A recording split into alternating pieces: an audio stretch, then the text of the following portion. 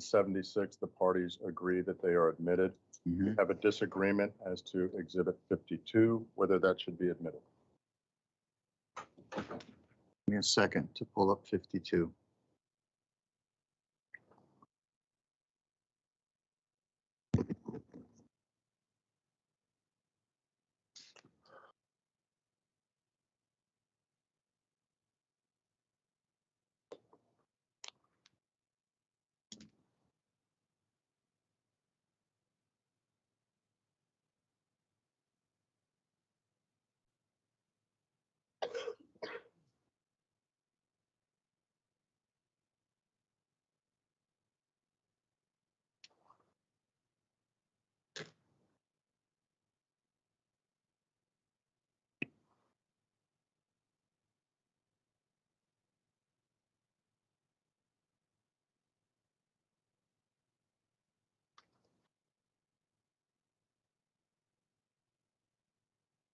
Okay, what you're referring to is the affidavit of Mr. Sonaclar. Yes, Your Honor. What's the issue? Your Honor, this was the summary memo that Mr. Sonaclar did that he testified briefly about in working with both his own personal observations and with the other roving observers, which submitted sworn declarations. It's more of it's a summary encapsulation. And we believe that, as we said before with respect to the other exhibits, that should also be admitted. Have you admitted within the 53, 54, and 76, there obviously those encapsulate a number of affidavits together. Included in 53, 54, and 76 are the affidavits of no. Apologies. I appreciate you doing that because it reminds me of being soft-spoken and I need to speak up. Don't apologize for that, Mr. Olson. I want to know if 53, 54, and 76 contain the affidavits of the other attorney poll watchers that are referred to in Mr. Sonaclar's affidavit. Yes, Your Honor. Very well then. My intent was to admit them and not Mr. Sonaclar's statement or report. The reason being, he testified yesterday, subject to cross-examination. This would be cumulative, and I believe I gave you the option of having his report at the time or having him testify, and with his testimony also admitting the affidavits of the other court observers under 807. And I thought I understood that you elected to proceed with the supporting affidavits and Mr. Sonaclar's testimony. But with that understanding, Your Honor, we withdraw. Okay. All right. Before you even get going on your position, let me just tell you again, I am noting for the record the defendant's continuing objection to the admission of these affidavits that I've entered under 807 based upon the stated written position of each of the defendants under the 807 notice and its response. And as Mr. Gaona noted yesterday in court, the continuing objection to the questioning based upon those affidavits. Is there anything further that you want to add as a matter of record, Ms. Khanna? No, thank you, Your Honor. Subject to that continuing objection, I think we agree that 53, 54, 76 would be in and 52 is out. 54 contains the roving objection that's out. Sorry, based on what Your Honor just said, apparently 54, I think Your Honor just ruled not only that 52, which is Mr. Sonaclar's declaration, should be excluded, but also 54, which is the roving report. Let me look at it. I don't care. What's the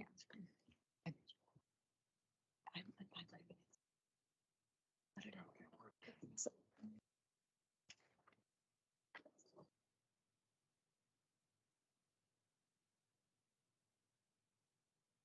I don't know if Your Honor intended for that to come in or not. We again, subject to the same objections that we've written about, we have no real dispute about 53, 54, and 76. What I'm pulling up Exhibit 54, I see that to be the summary listing A1 through A220 and the affidavits that support that. And that's precisely what I was having admitted. Yes, Your Honor, and that's fine. That's fine by defendants. Very well. Then Exhibits 53, 54, and 76 are admitted over the defendant's objection, as I've stated on the record. I got it correct. Yes, Your Honor. Yes, Your Honor. Okay. With that matter of housekeeping out of the way, I think we're ready to proceed. Mr. Your Blunt? Honor, with leave of court, I would ask that I just take a couple of minutes of your time this morning to address an issue yesterday. And I'm going to ask you, Your Honor, that you not take this out of our limited time. And one of the reasons for my request, Your Honor, is A, to clarify the record before this court to get an exhibit admitted that I believe was wrongfully objected to, and to ask for some of our time spent fighting objections to that exhibit, Your Honor. And there were certain representations made in the court yesterday. And, Your Honor, and if I may. Please. May I use the Elmo, please? And this is with respect to Miss Honey's exhibit, the voicemail. Got it. And I'm putting something on the Elmo, Where Your was Honor. that? Excuse me, Your Honor? What number was it? The- You have a placeholder. So was Oh. it 74? I believe it was somewhere in that area, Your Honor, but Anyway, I just want to,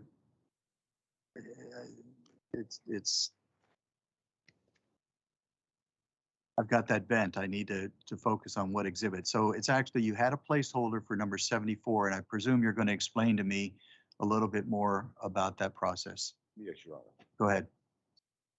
Am I right about it, 74? Yes. Yes, Your Honor. Thank you. Go ahead. I'm sorry, Mr. Blum. Now, certain avowals were made to this court by defense counsel yesterday. Okay. They avowed Well, wait. that nobody by the name of Betty worked in the Department of Elections.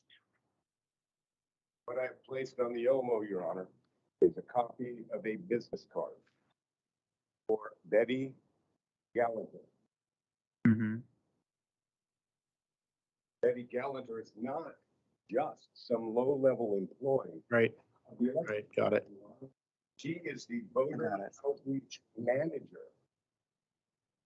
The voter outreach manager, Your Honor. Wait. If, This business, I'm explaining the context of this business card. I made representations to this court, Your Honor, yesterday. And when my client and I spoke, not my client, my witness, I'm sorry. My witness and I spoke yesterday.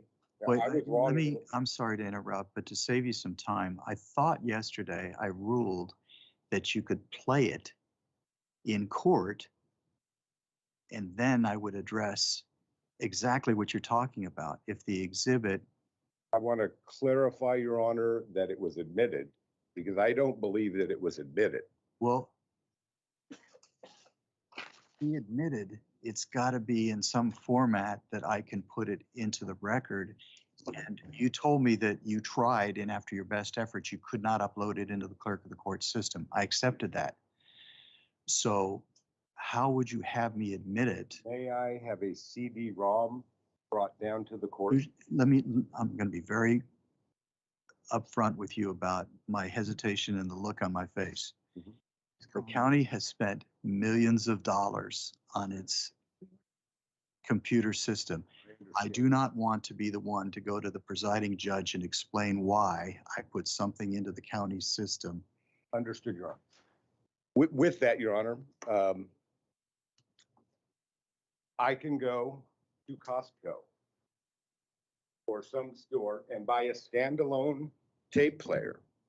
I can record that audio onto that, and we can admit the entire tape player as an exhibit.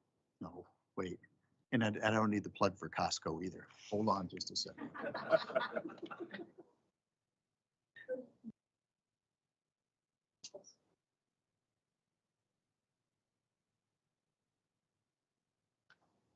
download a USB port if they show me the consumer.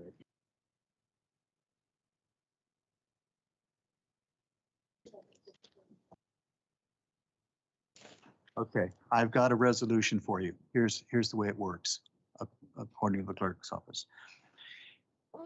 You can do, I don't care where you buy your player. You can play the recording in open court. To mark it and have it part of the record, you're going to have to, I'm told, submit it as a physical exhibit that's actually played. In other words, if you have the recording, and I'm a little hesitant here because the clerk of the court is a separate entity from me. And so I'm trying to meld these two.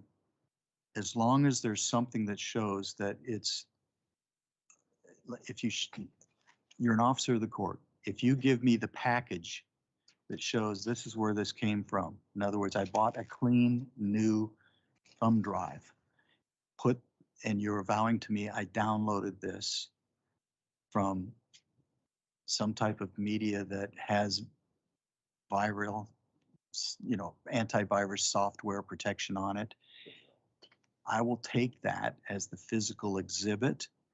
I won't let you plug it into the court system. You take your Costco player and plug it in, and you bear the risk of what happens to your Costco player.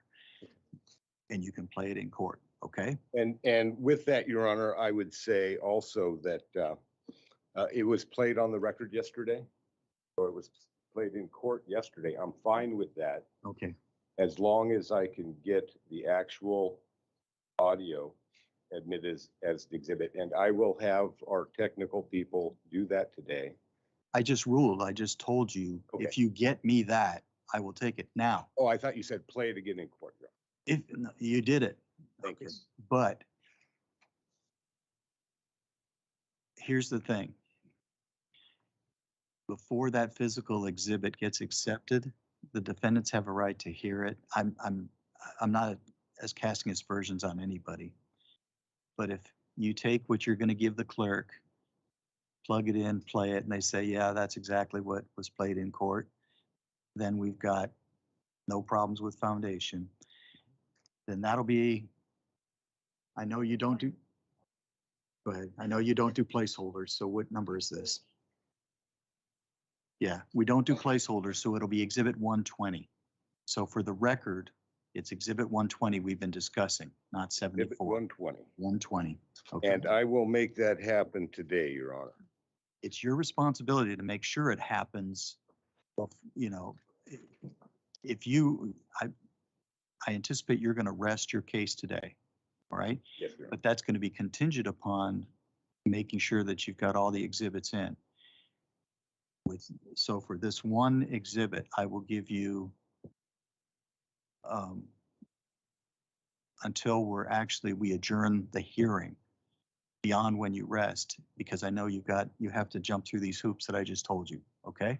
But you have responsibility to make sure this happens in case I forget, in case something else happens, okay? This will happen, Your Honor. And the second question I have is, we spent a lot of time discussing Betty yesterday Okay, and this exhibit, this specific exhibit, okay? And this is an email from me, Your Honor. I avow this is an email from me. I'll take your word for that, And Mr. this is Just tell me.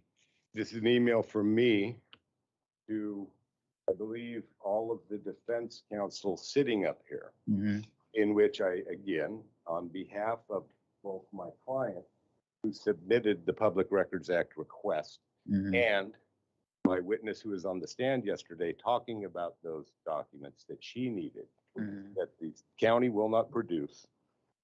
This email, Your Honor, specifically talks about Betty. It says Betty Gallanter. How much time are you asking for? I'm asking for at least 15 minutes, Your Honor, that were spent debating about this issue.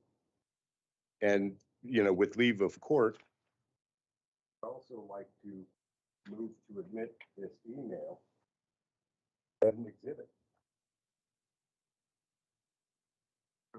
This email is highly relevant, Your Honor, because it does discuss the chain of custody documents that were discussed yesterday, and those very documents, Your Honor, that Maricopa County says they have, but will not give to anybody, or have not given to anybody. Now we're beyond the scope of the exhibit that you're talking about. If you're talking about, you want time back focused on the discussion we had about chain of custody and how to do it, without arguing, I think we have some additional time. I've made time. This time we're doing right now, this is time that I made by making you come in earlier. Okay, I didn't take this into account. So this is on me, okay? So I have no problem giving you 15 minutes. Thank you, Your Honor. Okay? And I'm not going to admit the email and go into all of that. I'm giving you the 15 minutes because I think the email goes well beyond this. And I think I'm going to invest more than 15 minutes of my time straightening out what's relevant and what's not relevant. So I'm going to give you the 15 minutes and not go into that. Much appreciated, Your Honor. Thank you. Okay? Defendants, if you Well, want. Your to- Honor, Go you ahead. just saved me and you saved the court some time because I'm not going to argue for the 9 minutes and 22 seconds that should be allocated, so I'm not going to mention that. But what I will mention, and we can check the record, is that the question was asked about a Betty who works in the Maricopa County Public Records Department. And there is no Betty who works in the Maricopa County Public Records Department. That's the avowal that I made. That goes directly to my integrity, Your Honor, so I have to put that on the record. And secondly, avowals were made by counsel that his client knew Betty personally. And then he changed and said, no, his witness knew Betty personally. And then she testified that, no, she didn't. I just want that on the record, Your Honor. Thank you. Thank you. Let me just explain something to you. I listened carefully to that testimony, and I understood that Mr. Blum's distracted. Some of the things Mr. Blum told me weren't true. Some of the things Mr. Liddy told me weren't, exactly what Mr. Blum said. I'm not saying you didn't say what you said isn't true. I'm saying that in terms of the representations that went back and forth, I didn't take this as being, there was trying to be instructive to me to have an idea or focus of what the exhibit would actually say. I didn't make my rulings based on your reputation, Mr. Liddy, nor Mr. Blum and his representations. I listened to the evidence, and during the testimony, Mr. Blum realized that some of the things he had said were not in line with what the witness said, and so he may not have come out on the record, but I saw it, and he acknowledged by body language. Let me just digress just a second here.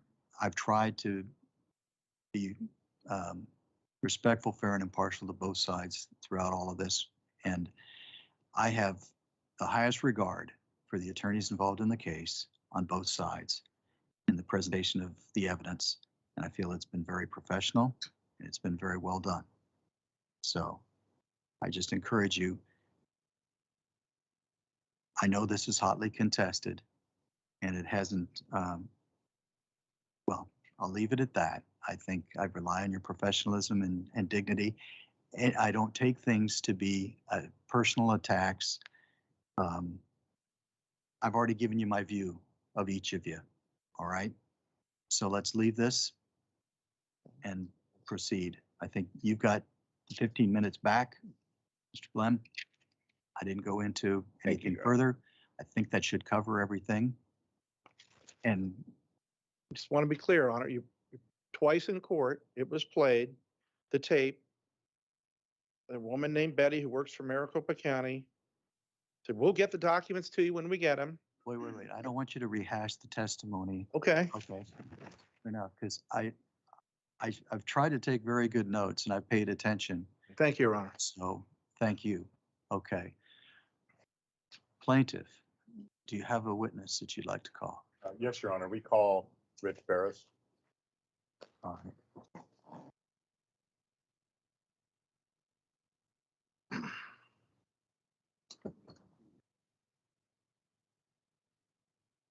Ferris, if you'll stand in front of my clerk, sir, raise your right arm. She will swear you in.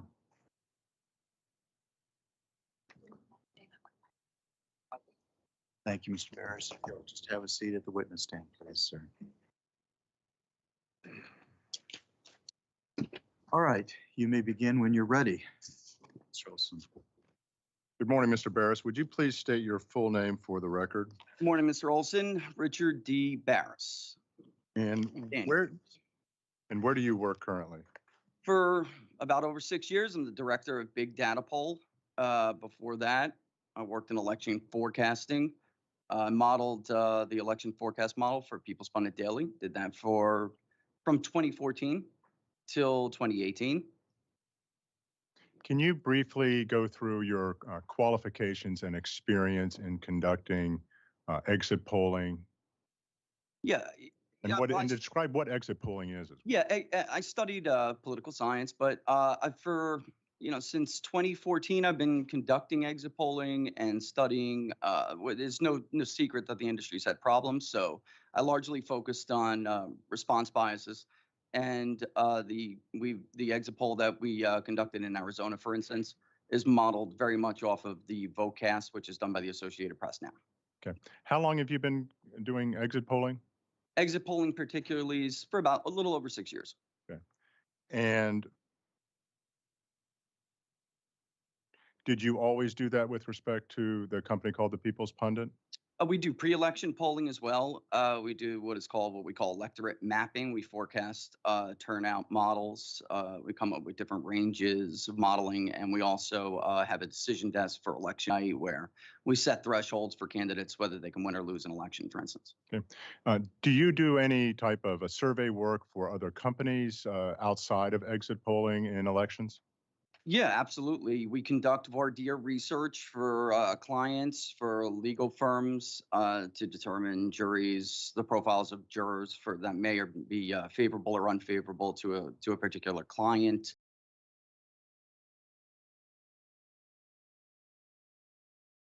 The profiles of jurors for that may or be favorable or unfavorable to a particular client. We do market.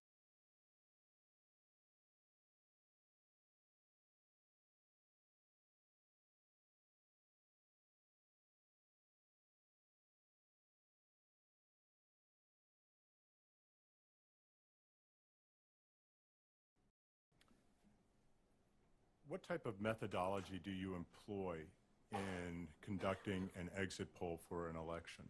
So the methodology that we employ now, because exit polling has changed over the years, is the methodology that is now used by the Associated Press, which has broken away from traditional exit polling in recent years, and it will be the future. Okay. What is the difference between a turnout model and exit polling?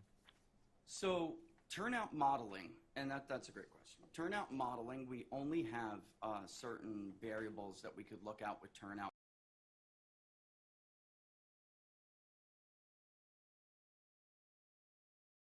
But that is limited. So the difference between exit polling and just turnout modeling in general is that we're able to talk to people to see whether or not there's something that would have changed. For instance, in regular turnout modeling that I would looked at in the Maricopa County 2022 election plan, they gave two different variants. There's always variances to models, but they gave two different plans.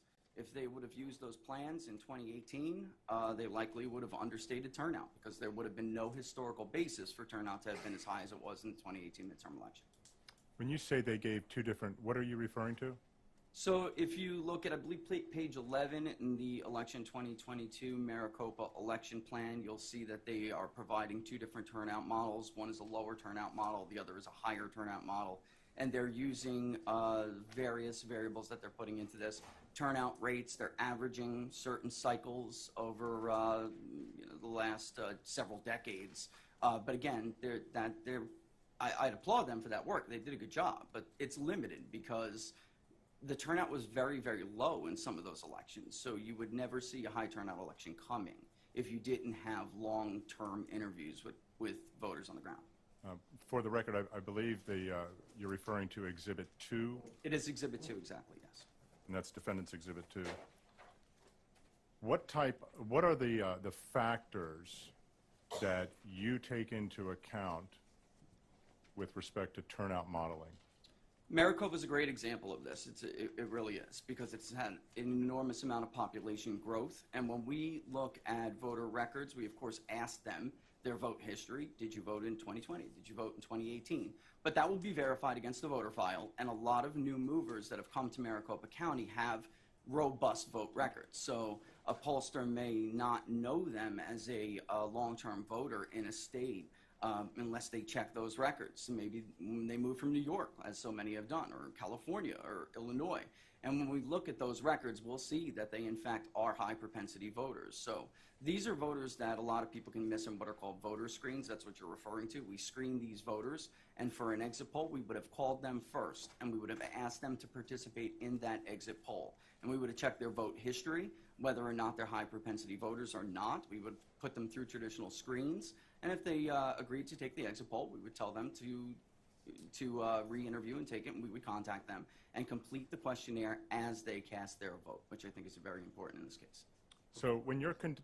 Olson, before there's the next question, you talk fast. I'm sorry, Your Honor, I do. I know. No, I'll slow it down. I talk softly. No one's perfect.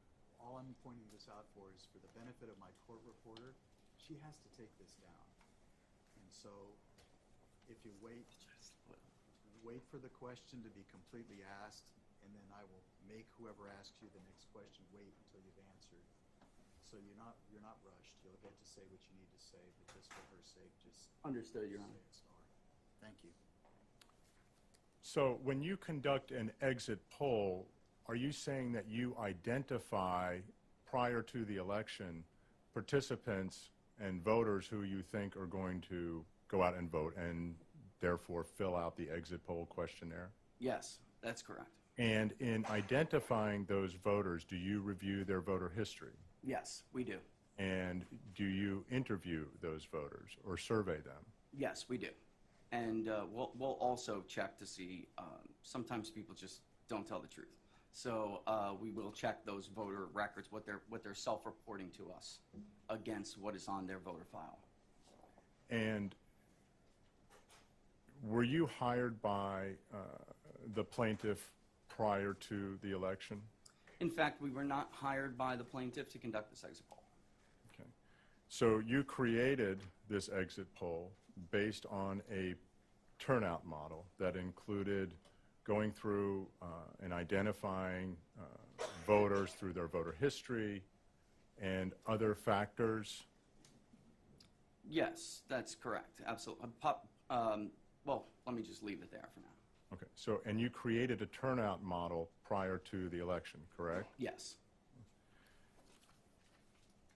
And then in terms of the exit polling, those voters who agreed to participate, and they were part of your turnout model, would fill out a questionnaire. Yes. And what kinds of questions would that questionnaire ask? So, and some of them did this over a duration of time. So an interview may not be complete immediately. There are different ways in Maricopa County and Arizona, as there are in many states, to vote. So we will identify after screening them and qualifying them as a likely voter. We will identify what method they intend to vote by. Do they intend to cast a vote by mail and mail it in early? Do they intend to drop it off at a drop box? Do they intend to vote in person? And at that point, if they are in-person voters, or if they have not cast that ballot or mailed it in and they intend to drop it in the drop box, they are told not to, and they won't finish the questionnaire until, or finish their interview, there are different ways they can take it, until they actually cast that vote. And in terms of the number of participants in this exit poll that you created for the 2022 general election, was that for Arizona or for Maricopa County, or was it national? It was for Arizona, although we did other states, we polled other states as well, but it was for Arizona, with Maricopa being such a large share of the vote in Arizona, it made up a substantial portion of the sample. So roughly a little over 1,300 people we spoke to statewide in Arizona, and about 813 of them were residents and voters in Maricopa County. And did you perform an analysis to determine whether or not that was a statistically reliable sample? Sure. So we can actually see the share of the voting population that comes from Maricopa County. It doesn't mean it will make up that share of the vote on, when all the votes are counted and all is said and done, but it's a great place to start. And as a modeler, as a pollster, anybody who does this, we have to set ranges for where we think these numbers are going to fall. Was the sample that you chose and obtained participation from in your exit polling statistically significant in your opinion? Yes. And what do you base that opinion on? Well, we calculate sampling errors, of course, like everybody else. We have a big data pool. We have certain minimum standards and minimum populations or sample sizes. And, I could go into the principles of random sample, but ultimately, the more it would be ideal if you could speak to the entire population if you're polling an entire population, but it's not possible. So the larger sample you speak to of a target population, the lower the sampling error is going to be. So anything, every pollster is different, but we have minimum sample sizes that we employ by state, by population, whatever it may be, and it is statistically significant. How would you characterize your methodology and the statistical reliability of the turnout model and the exit poll that you conducted in Arizona for the 2022 general election? We use the same methodology for the exit poll that we conducted in Arizona that we have used for 6 years, even before the Associated Press moved to this methodology. In over 6 years, since we began releasing public polling on a steady basis in 2016, we have not inaccurately predicted the winner outside of a sampling error in a single poll, not one. So everybody gets it wrong sometimes, but I'm very proud of the record that we've amassed a big data poll. Everybody gets it wrong, but if you get it wrong outside the sampling error routinely, then there's a problem with your methodology. So everyone is constantly refining what they're doing, and the world changes. So the ways you can contact voters are always going to change with it. But we feel we've done a good job evolving. You said that you had never inaccurately predicted within the sampling Not error? outside of the sampling era. So, for instance, you could predict the winner of a presidential election is going to be candidate A by a point.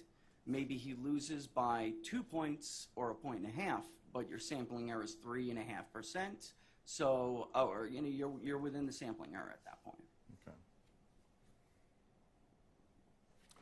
During the 2022 general election in Arizona, did you make any changes to your exit poll questions? We did on the day of election. And what change was that? And just for the record, the reason we added this question is because of the interactions we had during the conducting the exit poll. Shortly after... Interactions with who? Voters. People, participants of the exit poll.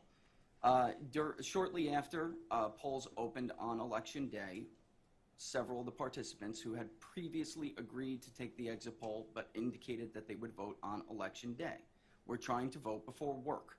And when they went to go cast their ballot, the lines were long. So some of them would tell us, we'll come back after work and we'll see if we can do it. Some others, complained, that they couldn't wait on lines or they had to go pick up a kid or something, life, really. So we, in fact, added a question that it was not designed to see how many voters may have been suppressed. In fact, it was designed to try to point people in a direction to a polling station where they could vote. So we added a question that basically said, did you have any issues or run into any complications while attempting to vote, such as tabulators rejecting ballots or running out of paper when at the polling station. And we took this from issues that voters were telling us. We didn't make this up. We took this from issues that we heard directly from them. And was this change in terms of the questions, to add this question, was that done in connection with any anticipated litigation that No. might arise out of this election? The goal was to attempt to tell the participants where they could go vote, and we were taking lists of polling places. Those who were able to successfully cast a ballot, where were they able to do so? Okay. Now, you did a report for use in this election challenge, correct? We did. And what was your conclusion as to the number of likely voters that were suppressed from turnout as a result of the chaos on Election Day? Well, like anything else, I try to set a range because we have sampling errors and we have variances. So I have to feel, comfortable with the estimates that we're looking at. And I put a couple of things into this. First, I'm looking to see whether or not there's still a substantial amount of voters out there that historically we could support with historical data that they could have turned out. Meaning, would this be out of the range of normal if we were missing such a large chunk of voters, or can we look at the numbers and have expected it? The bottom line here is that those who said they would cast their vote by mail or drop their ballot off by mail completed their questionnaire at a 93% rate. There are always going to be people who tell you that they're going to participate in your poll, but then don't, especially in exit polls. The rate for Election Day voters was only 72%. So that I can tell you that has never happened to me before, ever. And why is that significant? It's significant because, looking at, we can go through it a lot more in depth, but looking at all the totality of it, there's no explanation for why these voters simply did not come back. They didn't cast their ballot. There's always going to be a difference, but the difference here is almost 20 points. It's roughly 20 percentage points. It's a significant finding. And I can only, in my professional opinion, I've done many of these exit polls. These people didn't complete this questionnaire because they didn't vote. They didn't get to vote. And I don't know why anybody would agree to participate in an exit poll and then not, show up in such large, why would they not vote and then complete the interview? This just doesn't happen. What was the range of voters lost on Election Day?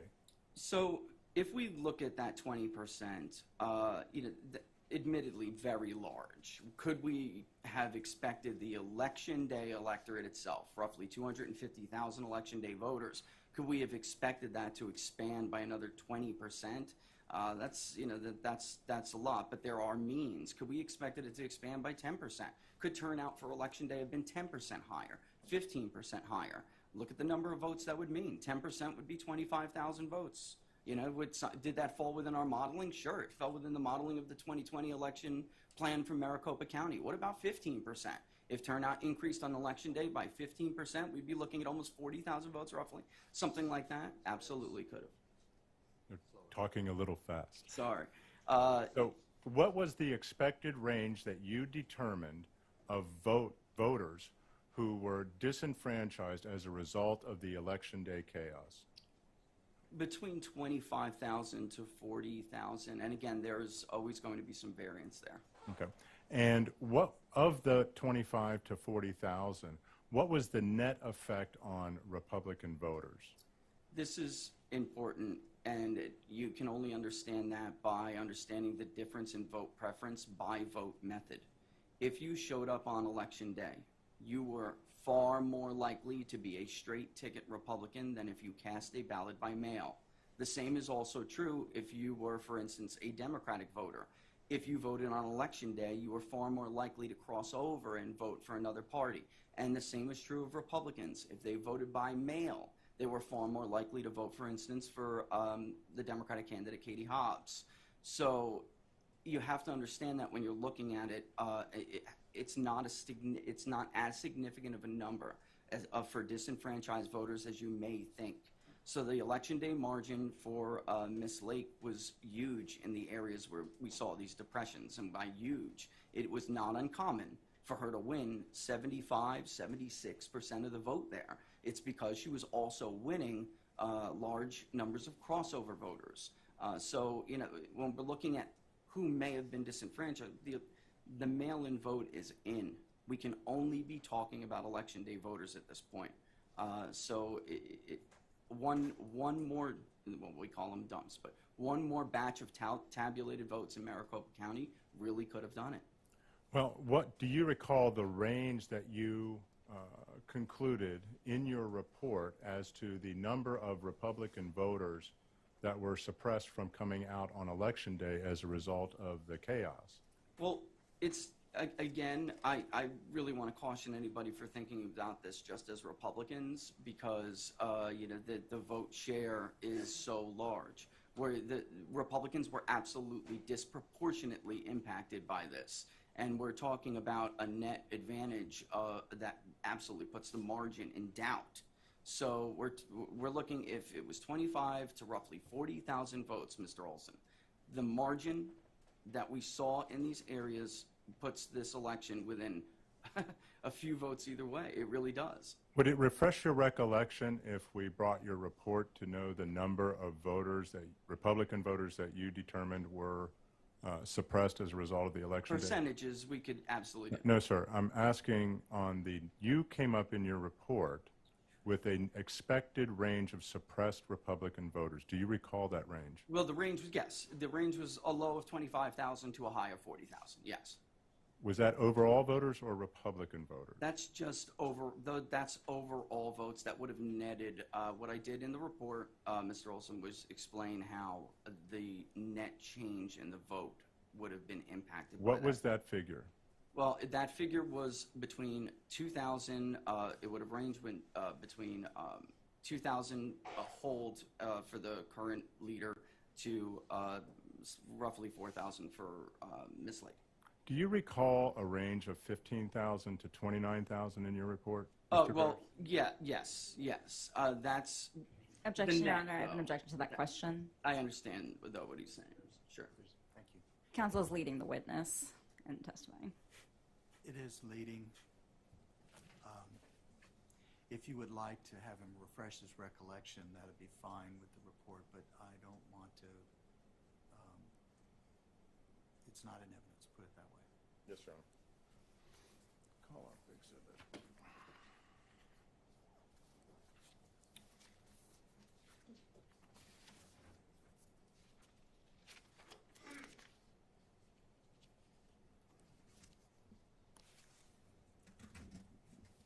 Exhibit 48. Which exhibit is it, Mr. It's Olson? exhibit 48, Your Honor.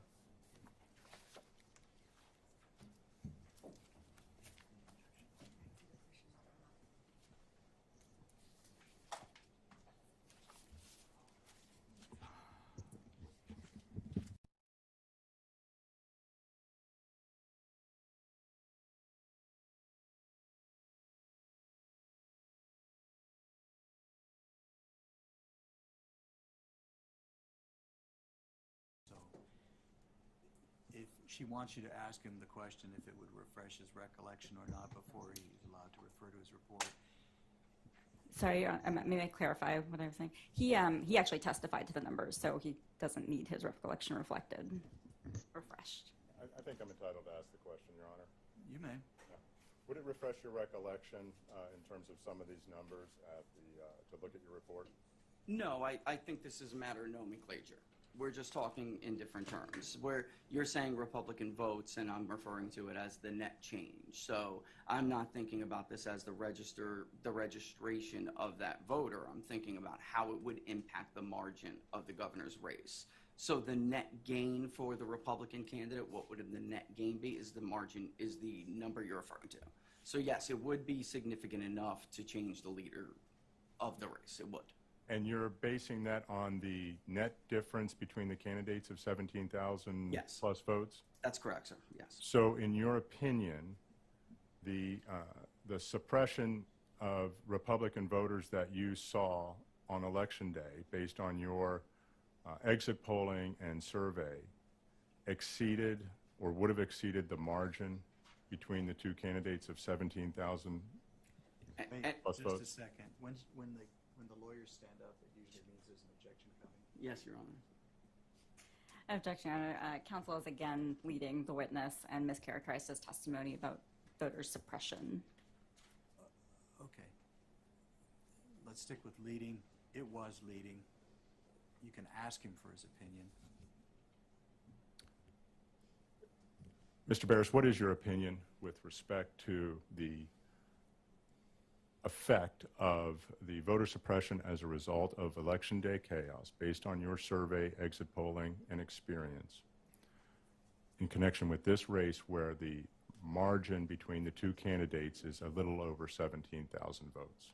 Mr. Olson, in my professional opinion, and some of this is not opinion, we know the vote totals in these areas that we're talking about. We know what the margins were. In my opinion, in my professional opinion, this did have an impact on the outcome. It definitely impacted the outcome. The only question for me is whether it had the potential to change the result.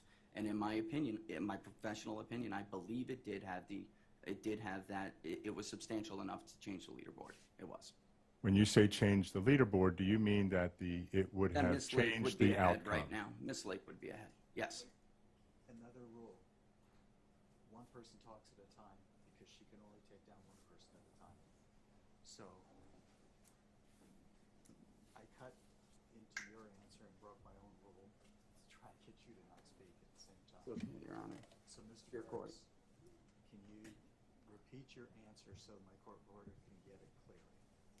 In my professional opinion, the amount of election day voters that we're talking about here with the margin would have changed the outcome of the race. And the number is substantial enough to have changed who the overall winner was in this race. And are you saying that Plaintiff Carrie Lake would have won this race but for the election day chaos? I have no doubt. I believe it that strongly. It's my opinion that strongly, yes. Thank you, Mr. Barris.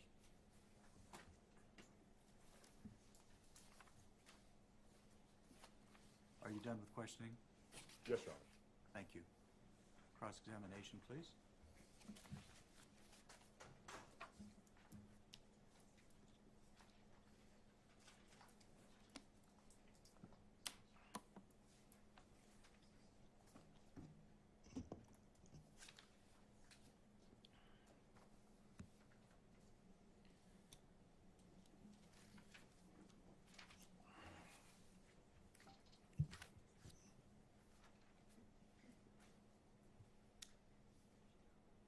Good morning, Mr. Barris. Thank you for being here. Good morning, thank you. My name's Lally Maduri, and I represent Governor-elect Hobbs, and I'm going to ask you a few questions. Just first, have you ever testified in federal or state court before? No.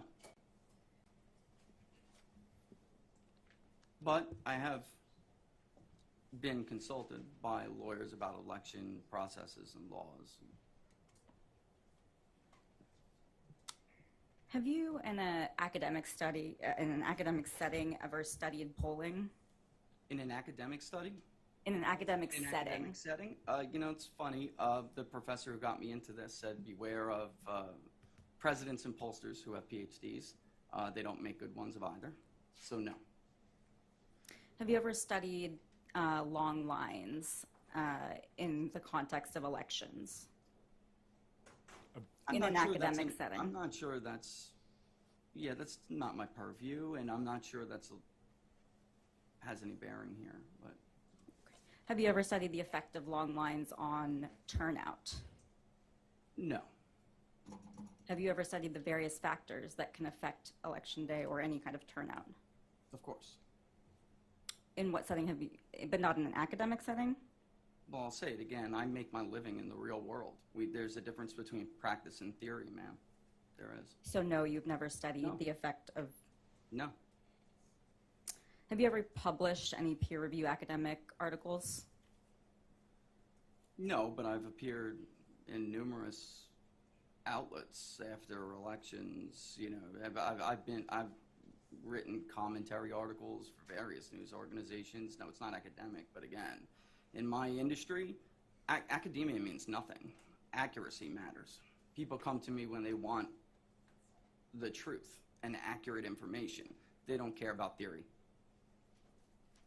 So no, you've never published No. any kind of academic No, peer-reviewed article. that's correct to say, yes.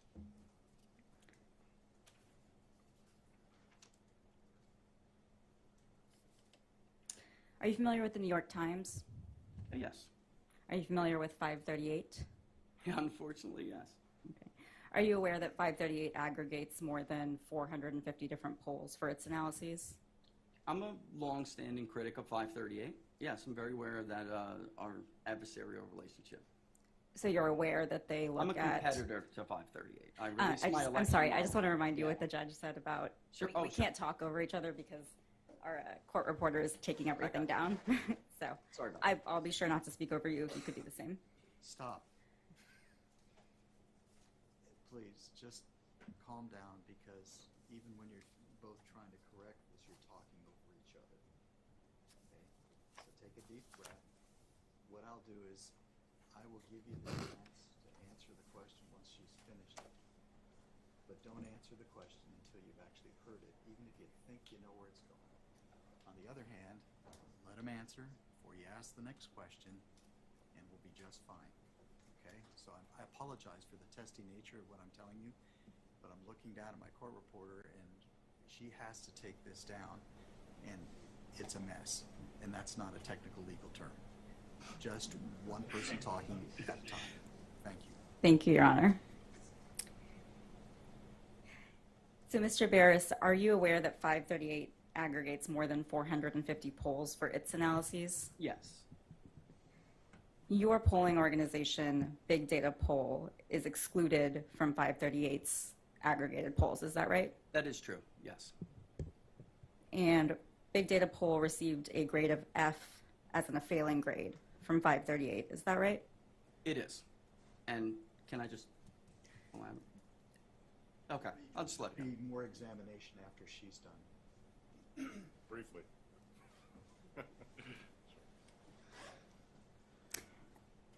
And it sounds like you're aware that 538 currently ranks about 500 different pollsters. Is that right? I honestly, ma'am, I don't know how many they rank. I don't pay much attention to them. Any reason to disagree that it's about 500? No, I take your word for it. Okay, and are you aware that just 11 of those polling organizations have received an F grade? No. Are you aware that F grades are given to pollsters if their methodology is unreliable, their methods are not transparent, or their results are inaccurate? No, but again, I would just argue that you're acting as if they're an authority on polling. They're not. Are you familiar with Real Clear Politics? Yes, yes I am. Are you aware that it's been described as a right-leaning media outlet? No, they're not right-leaning. Are you aware that they also aggregate polls? Yes. And big data polls are also not included in Real Clear Politics' aggregation, is that right? They just, at their request, asked for our stuff for submission. So if they go through a review process, we just gave it to them. I've had, stay tuned, I don't know what else to say. I mean, we've been under the radar for a while, and I suspect that'll change. They just, Real Clear Politics just announced something called the Polling Accountability Initiative, because polling has been so horrible, and outlets like the one you're describing, ma'am, 538, have used them for narratives, and we're losing public trust. So RCP just began this initiative and starting to rank pollsters. I gave them our stuff for their review, and I expect we'll end up within the top 3 like we are in election recon, right behind the IBD tip poll.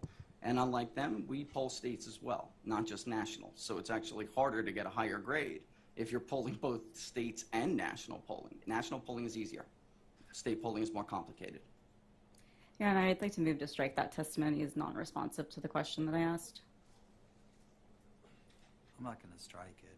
Go ahead and ask further questions if you want to clarify. Okay, so I understand the explanation you just gave, but is it correct that you have not previously been part of the aggregations? That's correct. Sorry. Is Big Data Poll a member of the National Council on Public Polls? No, but we do follow the transparency initiative that they laid out. And you're not also, it's also not a member of the Association of Public Opinion Researchers? Same answer. And just for the sake, it's only, not a lot of pollsters, probably 70% of them are not. Nobody wants to pay dues. That's not the point of polling, and to be part of the clique. And you're also not a part of the Roper Center? No, I've never contacted them. Okay, I'd like to discuss now the poll that you conducted in this, for this election that you just discussed with your counsel. Just to clarify, how was the poll conducted? Was it phone, written, text? What was the medium that it was conducted under? You could consider it mixed mode, ma'am, because there are different rates that different voters respond to different modes of collection. So for instance, a college-educated voter in their middle age would be happy to stay on the phone with you and conduct a live interview for 20 minutes or so. But a steel worker in Pittsburgh or for instance, a working class Hispanic in Maricopa County does not want to do that. So you have to give them different ranges to do it. We do live caller, we do peer-to-peer. In this context, again, very much like the Associated Press. They can fill out a questionnaire online if they want, but they are contacted live in all instances. Okay, so some of the interviews were conducted by phone and some were conducted by some kind of written online submission. Is that right? That is correct. They would be contacted live and then get texted a link. It's called peer-to-peer texting. If they chose to opt in that way for anonymity, they could conduct it like that, yes. Okay, and the poll was conducted between November 1st and November 8th, is that right? That's correct. How many of those polled reported voting on Election Day? Overall, there were about, at the end of the day, about 160 something filled out, if I remember correctly. I honestly needed that in front of me because, you know, I conduct a lot of polls, man, you know, honestly. But it was shy of what was expected, which was in the range of about 250 to 300. And you're referring only to Maricopa County or the entire state? Because it was a state level poll. The 160 estimate you gave, what was that for? The one that Maricopa County. And we do, just to lab, we do believe in oversampling. Again, the larger the sample, the smaller you can. Damn it.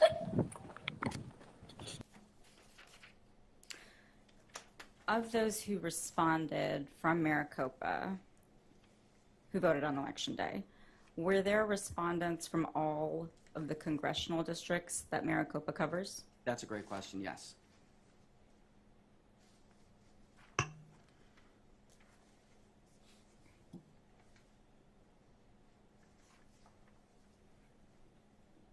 And to make sure I understand correctly, the poll, people who filled out the poll were all people who self-reported as having voted. Is that right?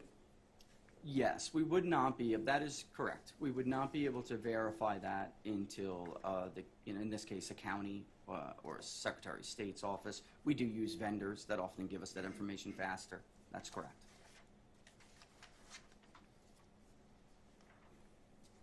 Okay, so I think you answered this, but then you didn't do anything to verify whether they had voted or not. At this point, there is, there's just the tools there are not at our disposal. You know, I mean, there's no way at this point to confirm whether they. Election day records are typically the last ones to come. But if I may, while it's true we didn't talk to people after the fact, it really very much is like the way an astronomer observes a planet when they can't see it. It dims the light of the planet as it passes it. It's the same principle, where I can observe them by their absence. Okay, so let's talk about the questions that you asked.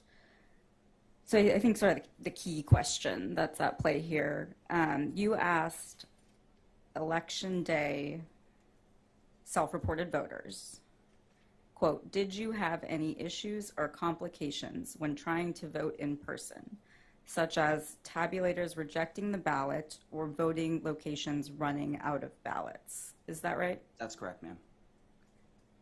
And based on how many voters said yes to that question, you drew the conclusion that to a reasonable degree of mathematical certainty that turnout depression occurred on Election Day. Is that right? It's not, the conclusion is not derived from the answers to that question.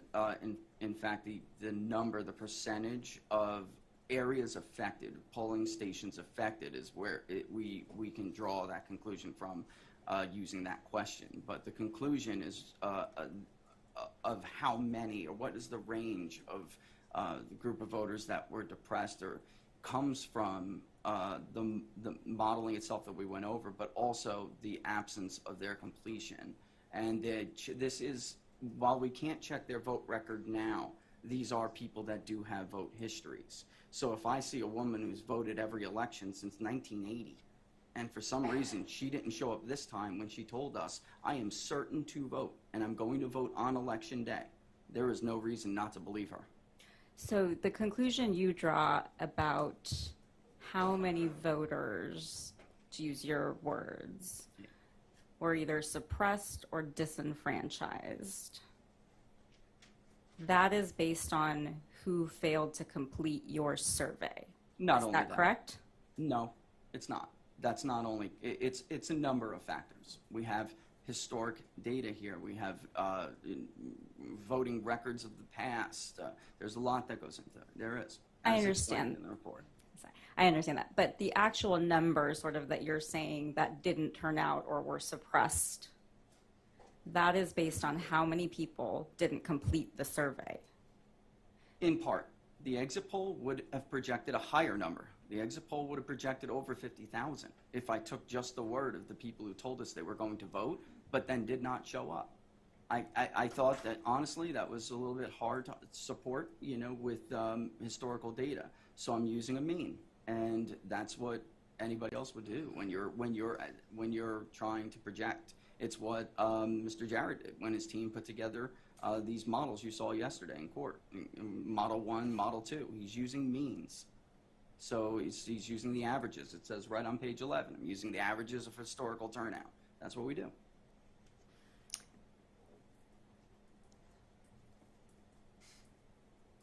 In your projection about how many people would vote, that was that based on any sort of interview with a person? Yes, later in part, absolutely. So I think I asked my question, but let me just make sure that we're speaking about the same thing. Your projection about how many people would vote on election day, that is based on how many people told you they would complete your poll, correct? on election day specifically you're referring to? Or at all? No, I actually, again, I'd applaud the work I saw in the election plan in Maricopa County. It just has limitations, so we would add those interviews as a variable. Again, I use 2018 as a great example. If you only used historical data, then you would never have saw over 64% turnout in Maricopa County coming, because you haven't seen an example like that in decades. So the reason, for instance, a pre-election pollster would be able to accurately project the outcome of that election is by talking to these voters, and at some point you have to believe them. And you have to, of course, verify and make sure that their vote history checks out. But if you're a pollster and you're interviewing them, you actually are you have the advantage. You're able to catch on to new movers, for instance. Whereas if you're just looking at a historic turnout model, you're gonna miss it. You're gonna fall shy. Okay, and the people who actually responded to your poll, they all reported voting, right? Who actually responded? That's correct. Yes.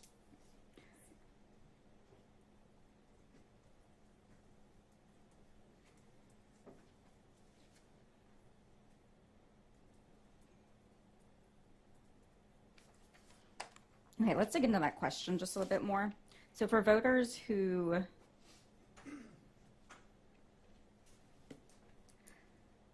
you discussed with your counsel that you added a question to your poll on election day, right? Yes.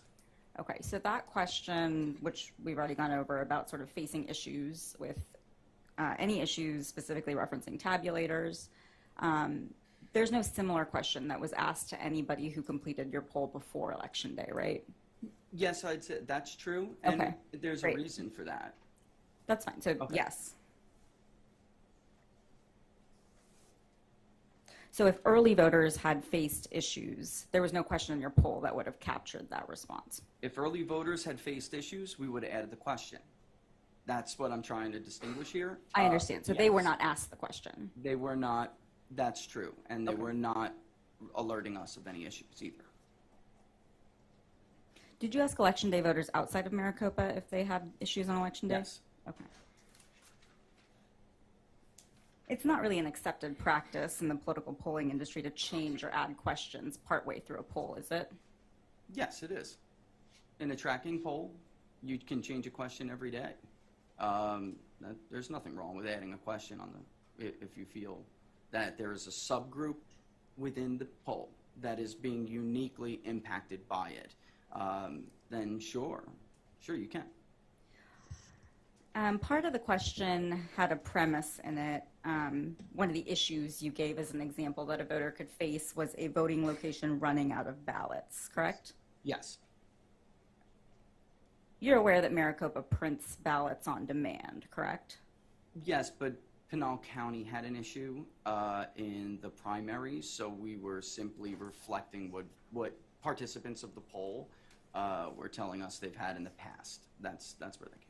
And again, the entire poll was conducted that poll was even asked of other voters statewide, and it's worth noting that only Maricopa voters, only participants in the poll who vote and reside in Maricopa County responded that they had issues. There were no other voters outside in this state who said, yes, I ran into a problem. Okay, your poll can't tell us how many voters encountered an issue with a tabulator in Maricopa, correct? You can get election day voters. It was about 32.7% did say they had an issue, yes. They said they had an issue. Yes. Okay, but your analysis can't tell us how many voters encountered an issue with a tabulator, correct? That's true. We didn't give them the option to pick. That's true, absolutely. And it can't tell us how many voters of a specific party encountered an issue with a tabulator, correct? Specifically with the tabulator. That's right. We can give the share of each party that had issues. That had some issue on election day. You are correct, yes. And no voter in your poll was asked whether they waited in the line on election day. No. So your analysis can't tell us about how many voters encountered a line when they went to vote. No, I think that's fair. And you can't tell us anything about where lines occurred in Maricopa. Well, not lines specifically, just issues, being Okay. able to cast a ballot, yes. It also can't tell us how long those lines were, should a voter no, have ma'am. encountered a line. No. It also can't tell us whether a voter decided not to vote because they encountered a line. That specific question, no. The only way we can, again, infer that is by the absence of their participation and them being the only ones to have an absence of participation. So there is always going to be a percentage of voters who tell you they're going to do your exit poll and then don't do it. Those who voted by mail were significantly less likely to not complete the questionnaire, and they are instructed to complete it at the time they cast their vote. 93% did if they did not vote by election. 72% did if they voted on election. And you can't tell us anything about whether long lines occurred in more Republican areas of Maricopa or more Democratic areas of Maricopa, correct? I can only speak to general, like the question was worded, general issues. Did you encounter issues? Yes.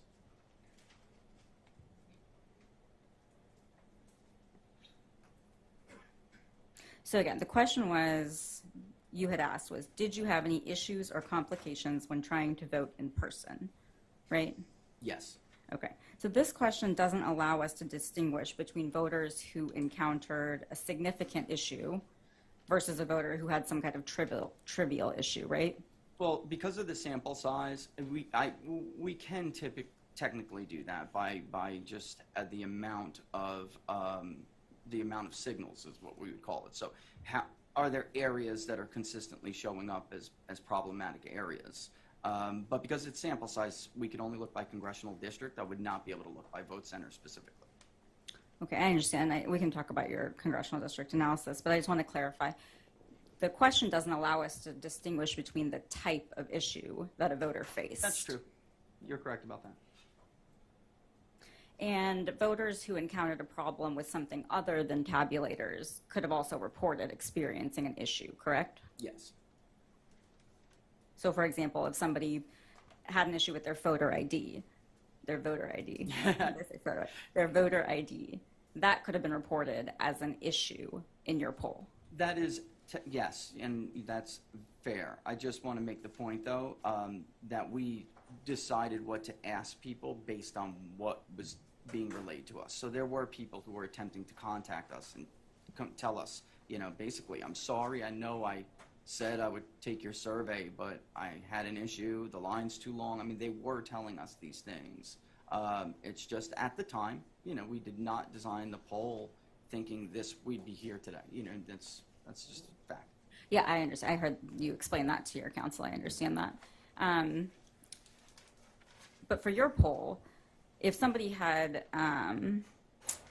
gone to a Maricopa voter, went to a voting location that wasn't in Maricopa, and they found out they couldn't vote there, they could have reported that as an issue or complication when trying to vote in person, correct? I just want to make sure I'm understanding. So you're saying whether or not a voter who lives in Maricopa, who can vote anywhere in the county, went to a neighboring county and voted? Is that what you mean? It's just a hypothetical. So that voter, had they done that? I suppose it's possible, but we're talking about such large numbers. It shows that there was something systemic going on. We're not talking about a whole third of those who reported on election day that they had some complication. That's not going to be a culmination of a ton of different issues. It's very unlikely, highly unlikely. It indicates there was something systemic going on. But a voter who showed up and had to vote provisionally, say, because their identity couldn't be verified, that person could report that they had an issue or complication when voting, right? No, they would have voted. If they cast a ballot, provisional or not, they would have been instructed to complete the survey. Let me clear. I think maybe my question didn't come across. The question I was trying to ask you is, a person who went to a voting center, expected to vote, and then found out that they could only vote provisionally, they might report that as an issue or complication when they voted. Yes, ma'am. Yes. Now that I understand your question better, yes. Thank you. Apologize for the lack of clarity there. So just a couple more of these sort of hypos. So a voter who, say, had to spoil their ballot and then vote a new ballot, they could have reported that as an issue or complication when voting on election day, right? I think that's unlikely. We did actually speak to several people who asked us whether they were looking for instruction. They got a bill in the mail, and then they wanted to vote on election day. So they told us they went down to the polling station. Their mail ballot they were told their mail ballot would be spoiled, but they wanted, and I know this just has to do with how voters are feeling right now, but they wanted an election day ballot, and they wanted it to go through the tabulator and count that day. There was just a group of people who were diehard about this. So if they received an absentee ballot, they were telling us that they were instructed it would be spoiled, and then we told them, complete the survey, you voted, and it will be counted. Right, and I'll just clarify the question again. The question is just, if the person, a voter, like you said, a frustrated voter who had that experience, who actually voted, they might have still reported in your poll that they had a complication or issue when they went to vote.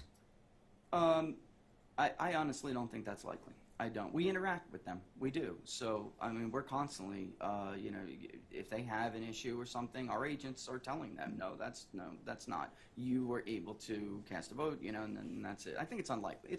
Is it possible? Sure, I guess. But if somebody didn't say anything out loud to us, but we are constantly interacting with them. We're very hands-on. We try to be. We really do. But again, we've done so many of these, I really have to point out. We've done so many of these, and these issues are not new, a lot of these issues you're bringing up. So it doesn't explain why out of nowhere we're seeing such huge positive responses. We would see this elsewhere. Okay. I'm just going to clarify. We're on a very limited clock. So if you can just answer my question, and then your counsel will have an opportunity to ask you any clarifying questions and elicit more testimony. I'll do my best. Thank you. I appreciate that. So kind of wrap this up here. So your poll doesn't give us any specific numbers about how many voters had issues that related to tabulators. That's correct? That's correct. And it doesn't give us any information about what number of voters had issues that related to long lines. That's correct? true. Correct.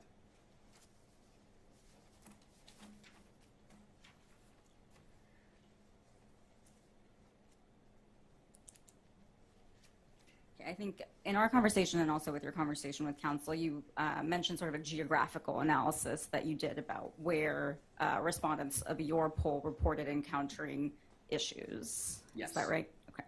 So I'd like to ask you a little bit about that now. You did that analysis by looking at the different congressional districts in Maricopa. Is that right? Yes. 2022, by the way. Yeah. Right. All of my questions, just to be clear, pertain to the 2022 general election. Redistricting, I'm just wondering, yeah. I understand what you're saying. The districts changed between Yes. 2020 and 2022. And you used the districts as they were in 2022. Yes. Okay. How did you determine where a poll respondent resided? How did you determine which congressional district they voted in? So we do know it's a little scary, but you know a lot about a voter from the voter file. So we do try, even using, if they're on a cell phone, using longitude, latitude to verify where they're claiming to vote is honest. So we do ask them what congressional district they live in and vote in, and then we do verify that through the voter file. We even give them a map if they're taking a survey through a certain mode where they can view, they can even see the map of their own address. So to clarify, was it a question in your poll, did you ask the voter, where did you vote? No, just in which congressional district do you live in and vote in and reside? So the question was, which congressional district do you reside in? Both. They get both, is what I'm saying. Did you live in, and Maricopa's a little bit different because you can vote anywhere. So you can go up the street and end up outside of Mr. Biggs's district and end up in Mr. Stanton's district. So they get both questions. And we have the added benefit if they're taking that question on a cell phone. We can track them with their longitude and latitude. Software is crazy these days.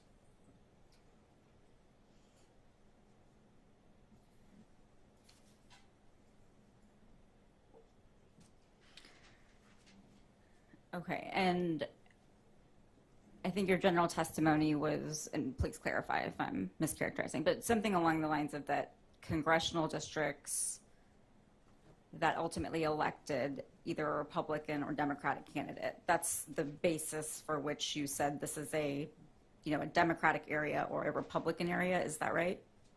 That's part of it, I would say. We did show whether or not it was prior to the election represented by either a Republican or a Democrat, whether that congressional district changed hands, but also as well judging by, again, it's hard to really look when you're looking at samples this size. It's hard to look by centers. So there are parts of congressional districts we know support more Democratic candidates than Republican candidates and vice versa.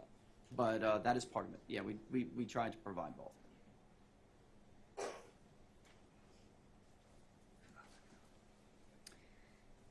Congressional District 9 is one of the districts that's in Maricopa, right? 1, 5, Schweikert, Siscomani, Stanton. Yeah, and there's ultimately what we had, I believe, was 5 congressional districts in total, I believe, that wrap through. But I'd have to look and make sure. They're small samples. Sometimes you'll get a couple from, a corner of one district, yeah. Are you aware of how many congressional districts are in Maricopa?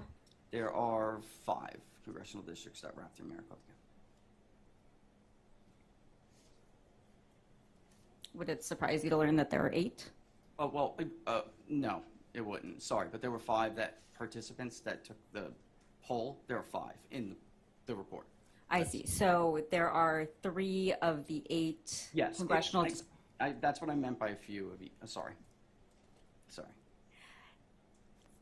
So does that mean that in your poll, respondents only came from 5 of the 3 districts? Sorry, 5 of the 8 districts? There were some and others, and they're on the table, but they're so statistically insignificant, I really can't draw any conclusions from them, and they're in the report. Okay, so there were 3 congressional districts in Maricopa where you didn't have enough of a response to be able That's to correct. report how frequent the issues were in those congressional districts. Is That's that correct. We're talking about 0.2%, 0. It was very small. Okay, and one of the congressional districts I remember from your report is Congressional District 9. Is that any reason to disagree with me? Yeah, I'm not sure. I mean, I'd have to have it in front of me to make sure I know exactly which one. 8, I know the percentage for 8, first.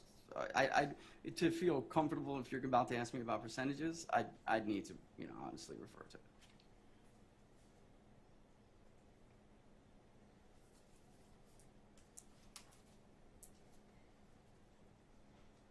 Yeah. Go ahead.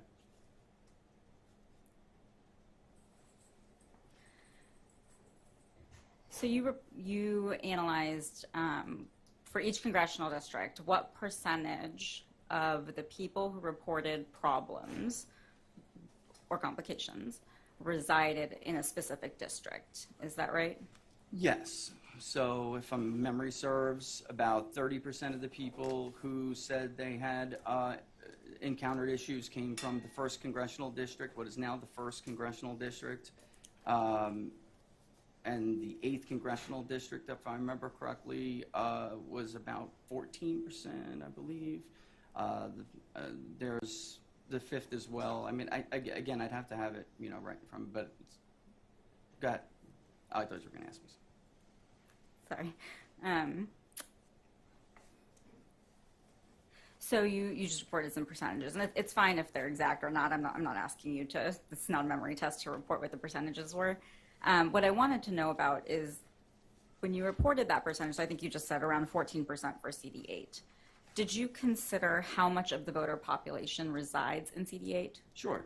And that's why we chose to show it as it is, first of all, that weighting, if it was necessary, would have taken care of that as a share of the overall population in Maricopa. So it's not necessary. Because each district is representative as far as how many came from that district in the overall sample. Basically, it's the principle of randomization. It wouldn't matter if there were 30% more in David Schweikert's district versus a much less populated district like Andy Biggs's district, or more populated like former Congressman Stanton's district.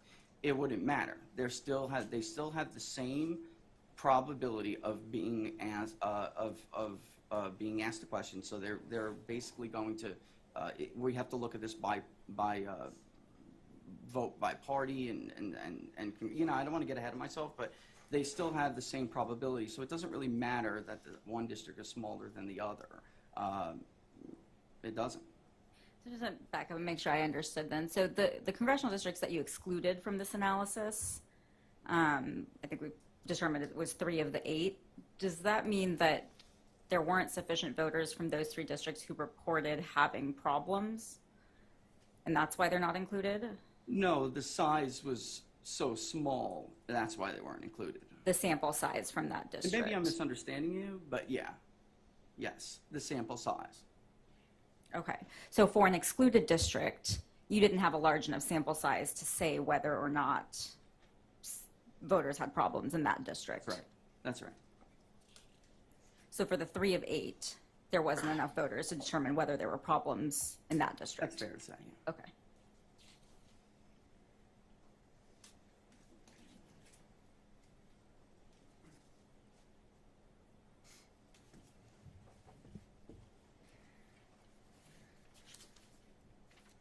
Okay, so moving on, you discussed some calculations with your counsel, and you provided some calculations in your report about what could have happened had turnout been different than what it was. Is that right?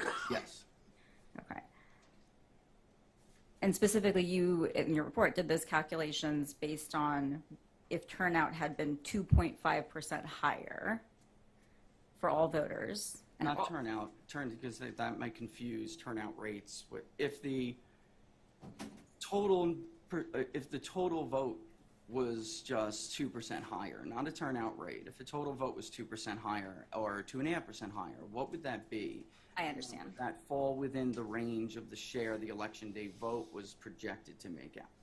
I understand. So you're saying had 2.5% more voters voted, what would have Yes, happened? total vote. And specifically, you're looking at what would have happened if those 2.5% of voters had voted on election day, Right, correct? Correct, because we have all the ballots from early votes, so it could only have been from election day voters, the only population. You don't have any evidence specifically other than your projection that 2.5% of total voters stayed home on election day, correct? Yeah, and just to be clear, I'm trying in that report just to show whether or not we needed some historically ridiculously high, significant number to show up.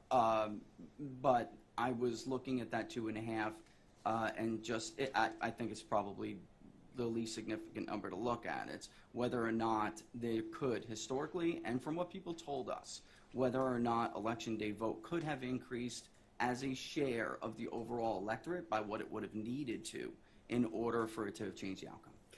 Okay, and other than your projection, you don't have any evidence that 2.5% of total voters stayed home on election day? Not just the projection, you know. Everything that goes into your projection. Including what people told us and their vote history, and yeah. So, but it's your projection, right? Well, sure. And you're not offering any opinion that 2.5% of total voters stayed home on election day because of tabulator issues, correct?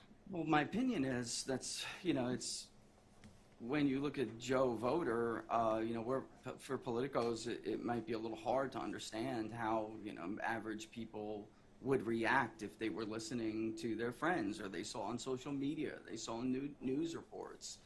There were widespread issues and that deterred people from voting, or if there were long lines people couldn't wait in. It's easy to see how people walk away. Not everyone is so intense about politics that life can't be put aside. Life gets in the way. So is that a no? You're not offering an opinion that 2.5% of total voters stayed home on election day because of tabulator issues? Maybe not, no, let me clear that up. What I am Okay, saying, you said no. No, it's no, because I'm trying to explain that it is my opinion that the problems that people heard about and the issues they experienced, and that is 2.5%, not that much to 40,000 voters. That is my opinion, absolutely, from what people told us. And the amount, the percent that was missing from the poll. Again, at all the exit polls we have ever conducted, you don't see missing participants like this without something happening, some other variable getting thrown into the equation. You're not offering an opinion that any specific percentage of voters stayed home as a result of tabulator issues on election day, are you? A range. Yes, I gave a range. I mean, I can't give nobody can give a specific number. I can only give you, an idea of whether or not it's mathematically, or not even just whether or not the range that is reasonable. We can conclude with a degree of mathematical certainty that this affected this chunk of voters. Is that enough to have changed the outcome? And I am offering the opinion that range is enough to put the outcome in doubt. So you're offering a range, not a specific number, correct? That's correct. You can, yes. Okay, let's talk about some of the math that you did, and you don't have to bear with me. Lawyers are notoriously bad at math. Okay, so you do a calculation based on what would have happened if 2.5% more voters turned out, 2.5% additional voters, not as a proportion of turnout, as we talked about. That's correct. And you give a projection of what would have happened in the election had those people turned out and voted on election day, right? Yes, it would only be election day voters. Okay. And that calculation that you do, you said 2.5% is about 39,000 more voters. Does that sound right?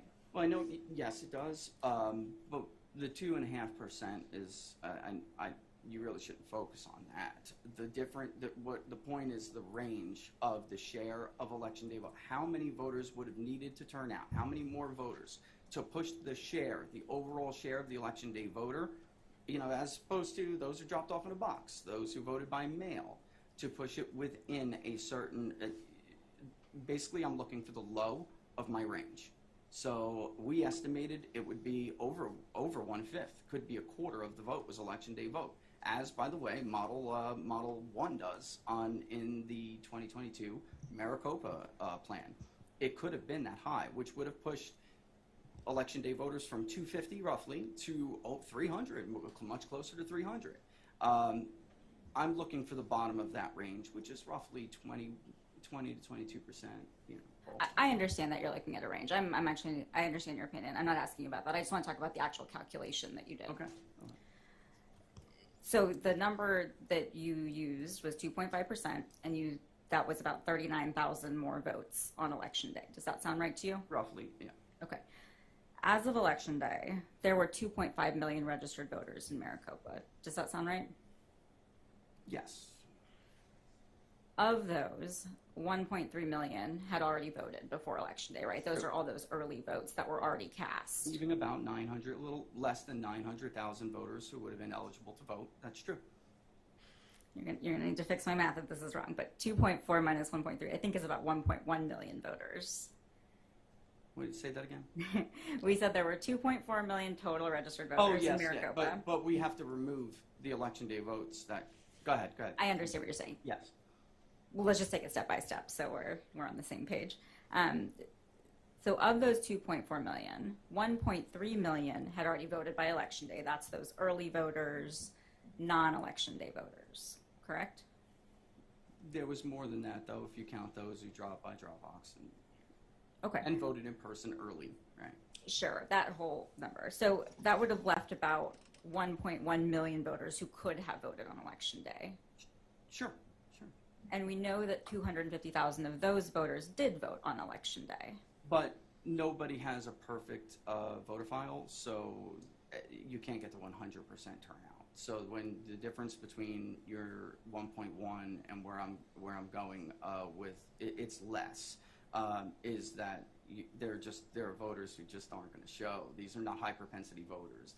I can't justify that they could have showed up. They don't have the vote history to show up. I understand. I'm not asking you about that. Okay. So I think you said a 900,000 number. Is that what you mentioned just now? Just now? No.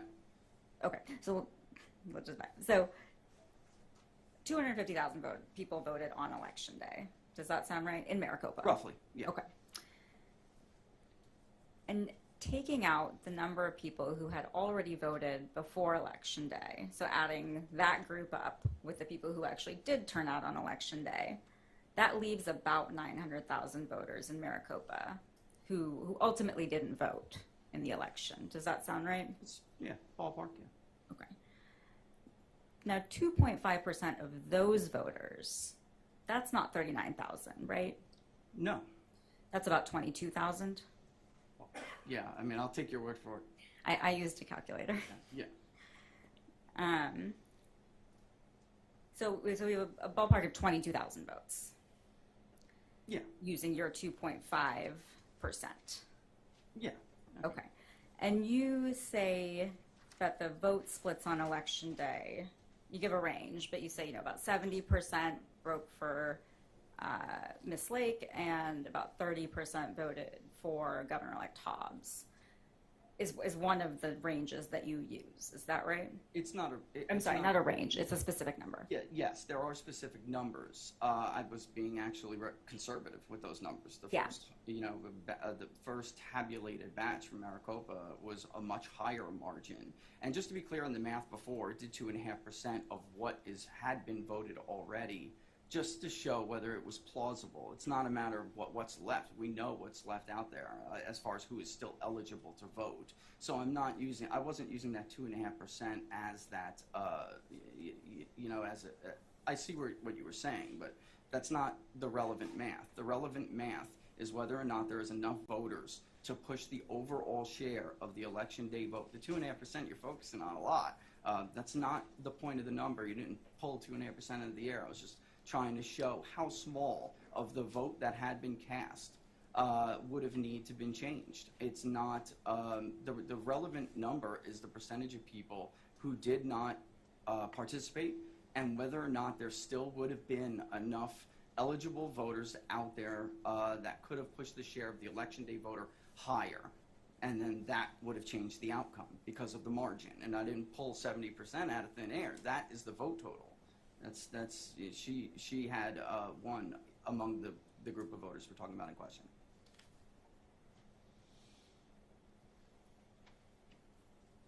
Okay, but taking your number, this is the number you reported, and that's the reason I'm using it. I understand that you're saying that there could have been a range, but the number you used was 2.5%.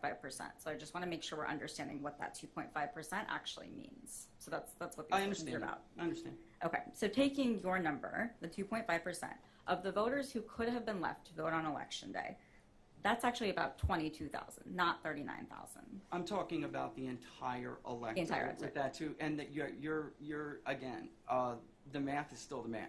There was still enough of what the exit poll indicated to us was that it could have been 20% of that 250 that did not show up because of a lack of completion of that questionnaire and because of the issues they reported.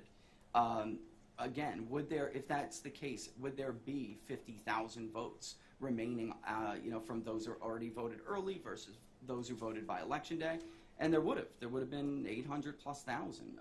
And to speculate that they could have voted by mail. I mean, the mail was done, it's in. There's nothing else to talk about. We're talking about election day. Is there enough? And I'm using that as that 2.5% of the total vote, just to see whether or not it would fall anywhere near that range, and it would. So you gave some projections, had 39,000 more people voted on election day, right? Yes. 39,000 people out of the 250,000 people who did vote on election day, that's about a 16%. It is. Okay. Yes. So your hypothetical, the number you chose, what you're evaluating is what could have happened in theory if almost 16% more voters had turned out on election day. Is that right? Yeah, that's fair to say. I mean, it could have, because of the margins, and they did vary.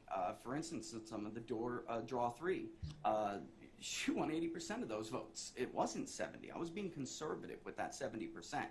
The truth is, in the areas that we're talking about that are likely, if you want to call them suppressed, I don't know what term you want to use, but those voters who didn't show because of those lines, in some of those areas, it was higher. I was being conservative with 70%. Miss Lake was winning 76% plus of some of these areas. So it didn't need to be, it might not need it to even have increased by 15%. Or 16. That's, 15.7, maybe something like that. Yeah. I defer Sorry. to your math over mine. 15.7. Around 16%. Okay, that's actually sort of what you just talked about. It's actually a little bit different than what I was trying to ask you about. So let me just rephrase what I was trying to ask. You had this 39,000 number of 250,000 voters. That's just a raw number of about 16% of that total that actually turned out on election day, right? Sure. Okay, so your 2.5% selection, that example that you gave, what that is really saying is what would have happened if 16% more voters had turned out on election day, right? It is, but that's not unusual in what we do. It's Okay. not. It happens. And so the math, the way you've done it, that basically assumes that 1 out of every 6 voters who was going to vote on election day didn't vote, right? I guess that's fair. A little less actually, but the truth is, we absolutely can anticipate that could have happened. It's not that many votes. It's not. And if you look, and another thing here is that made me a little bit uncomfortable is how much those numbers would have made the election day vote as a share of the overall electorate. But then when I look at new registrations and who is registering to vote via what is essentially Arizona and Maricopa's permanent absentee ballot, there 25% are not registering to vote by mail. So it seems to me, 10 years ago, Arizona was 80+% all mail. It seems to me that the election day vote is getting more and more of the electorate as time goes on. And I think that probably, parties, like I said, they employ strategies to get voters to vote different ways. I think it would be folly. American people are unpredictable, and I think it would be folly If that's what the data tells us they were going to do, it would be folly to pretend like we know better.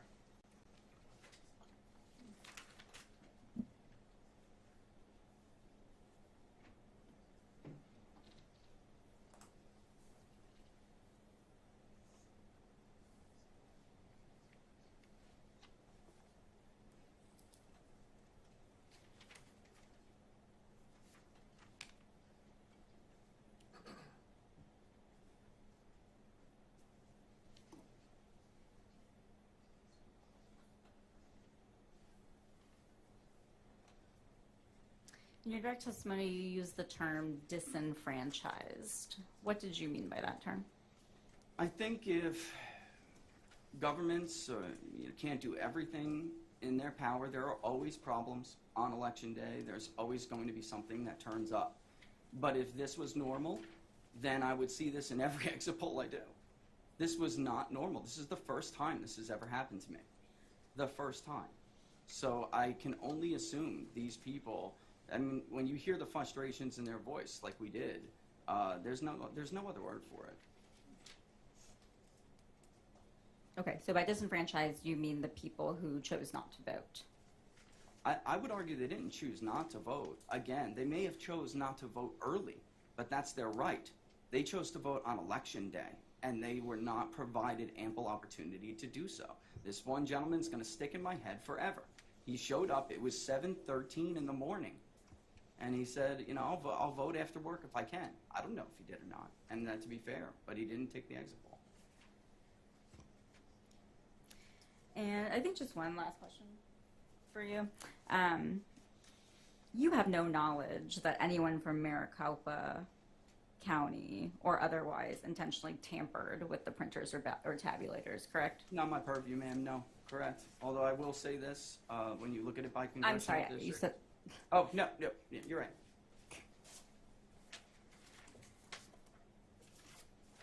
thank you for your time, Mr. Barris. Thank you. You might have a little more time to go. Oh, I'm sorry.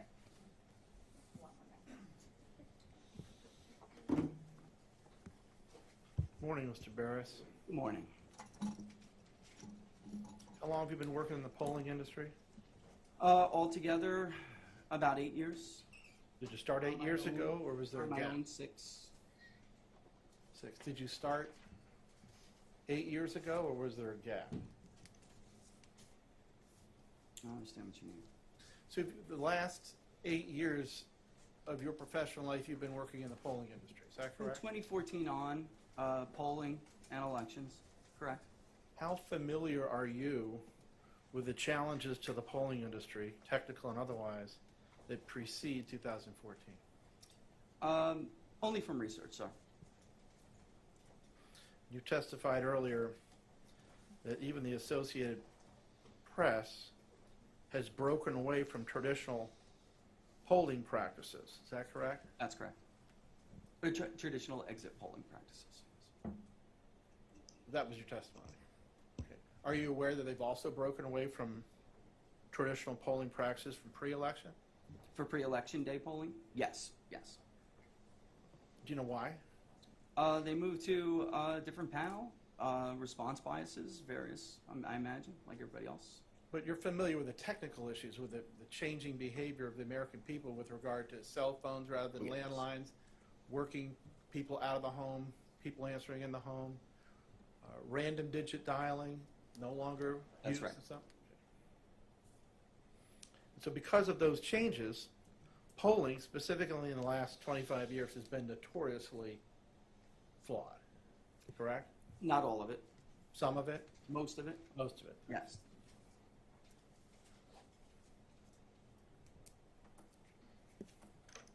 Now, as a pollster, you're familiar with the term random sample. Yes.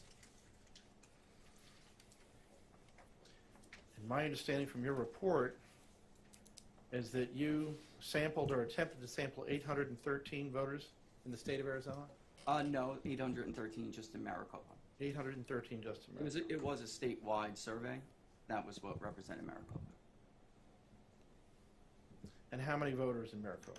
About 813, yes. And not about 813 who qualified and participated. I'm sorry, I wasn't clear on my question.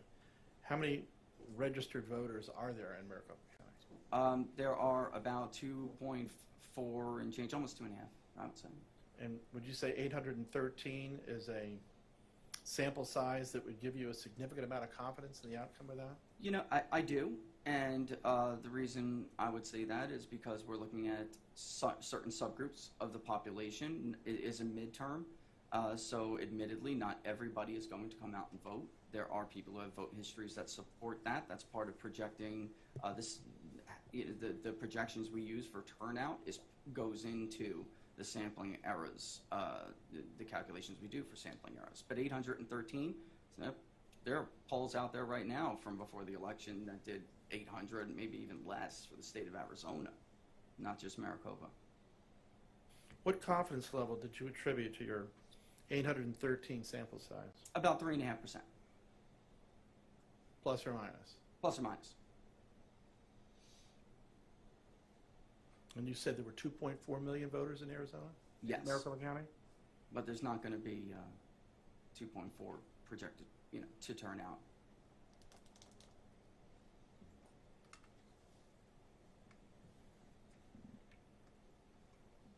What steps did you take in order to ensure that those 813 were selected randomly?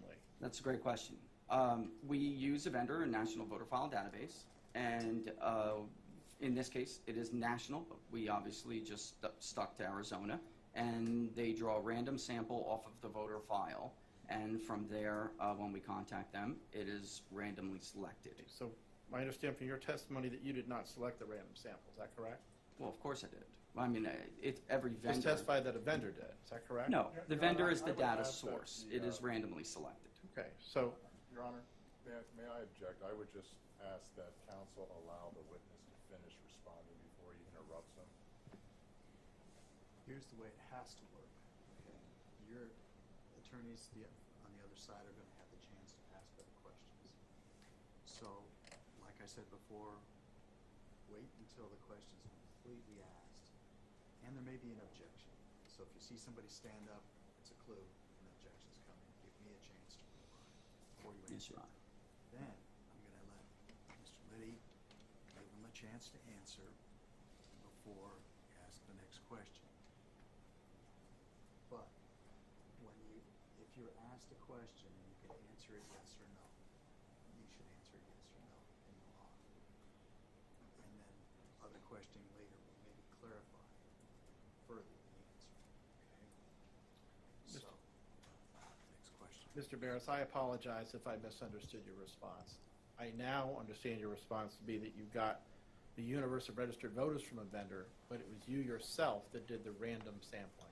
The software does the random sampling for everybody, counsel. Everybody. For everybody. All the pollsters, let me rephrase that. All the pollsters I know rely on software to draw random samples from the database.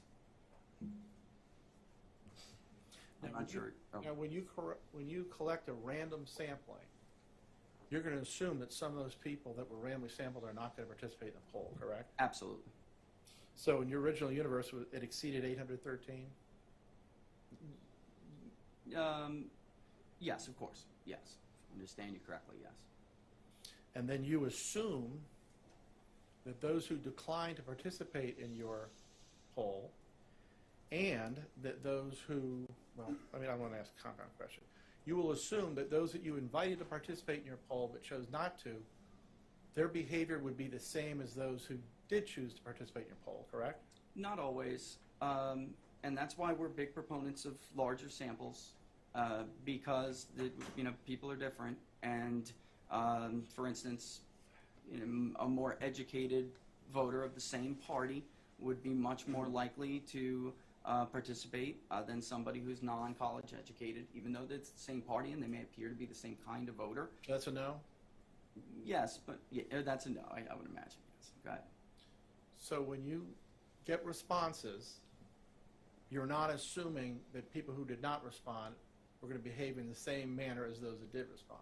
Is that your testimony? No, and that's mischaracterized. You have, I mean, obviously it's principles of random sampling that you assume that everybody has the same chance and that they will, but we believe in larger samples to reduce that error. That's maybe, I wasn't saying that correctly, but Okay. that's. What I'm trying to get at, Mr. Barris, is which is it? Do you make an assumption that those who don't participate in your poll will behave in the same manner as those who do, or do you not make that assumption? We make the assumption that those who do participate will mirror the behavior of those who don't, yes. And particularly, you were interested in tracking the behavior of people by voter registration. Is that correct? Not only, no. But it's correct that you were interested in tracking the behavior of people by voter registration? And for this poll alone, are you, I just want to make sure I'm understanding your question. For this poll alone, you're asking if I'm interested in tracking the behavior of registered voters? Yes, for the issues before this court. Your poll, yeah, that's right. Yes, That's my at question. the most simple, basic, yes.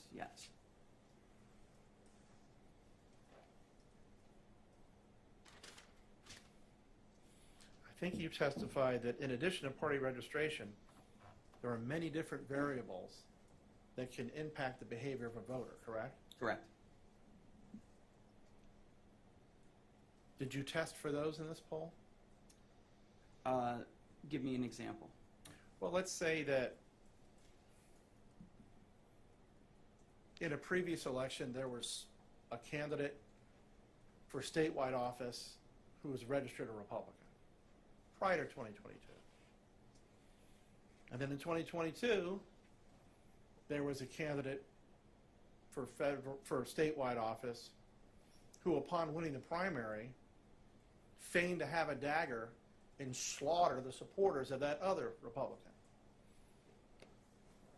Could that be broadcast throughout the state affect the voting patterns of other people that are registered as Republicans that you would anticipate and in fact did vote in 2022? I got to be honest. I mean, Your Honor, I don't know if I could. That's such an over-the-top example. I don't know if I could make a serious response to that. Well, you can ask to have a question rephrased if you wish. If you don't understand the question, don't guess. Please say that you can. Can we get a, yeah, there are events that do change voting behavior, absolutely. And If that, I understand that. okay. And are you aware that, as you characterize it, over-the-top example actually happened? It's not a hypothetical? No, I'm not. Okay. And so therefore you did not test for that in your survey, the results of which are here in this court. Yeah, but if you're suggesting it impacted one group of voters over the other, I can absolutely point to 10 counterexamples where our main problem is not a response bias that would act in the direction that would change the behavior of a voter in the course you're suggesting. I can point to 10 others that would suggest that I have to do my job a lot harder and dig a lot deeper because voters are so terrified to even talk to people and give their opinions anymore. So, I mean... So it's your professional opinion that registered Republicans in Maricopa County that have a history of voting in every election and have, for Senator John McCain, every time he was elected and when he ran for president, would not have a negative reaction to another Republican running statewide who feigns to slaughter the McCain supporters? You know what? That's all going to come up in the margins for candidates, you know, and if they tell me they're going to vote, your example's irrelevant, because if you're telling me they're going to vote and they have vote history, they're not going to lie to a pollster. They'll just simply tell me, I'm not going to vote. Okay, so your opinion is that my example's not going to matter. Is that because every registered Republican is going to vote the same way in every election, regardless of whether the difference of the Republican candidate running for statewide office? Well, first, let me just clarify. I'm not saying your example doesn't matter. I'm saying I'd catch your example. I'd catch those voters. The vast majority of them, I'm going to catch them. So I'm not going to miss them. They're going to say, no, I'm not voting for this candidate A because of whatever, click, and that's it. Or I'm not going to vote because of it. They'll tell us that. But what was the second part of your question again? What was or the follow-up? I'll accept your answer.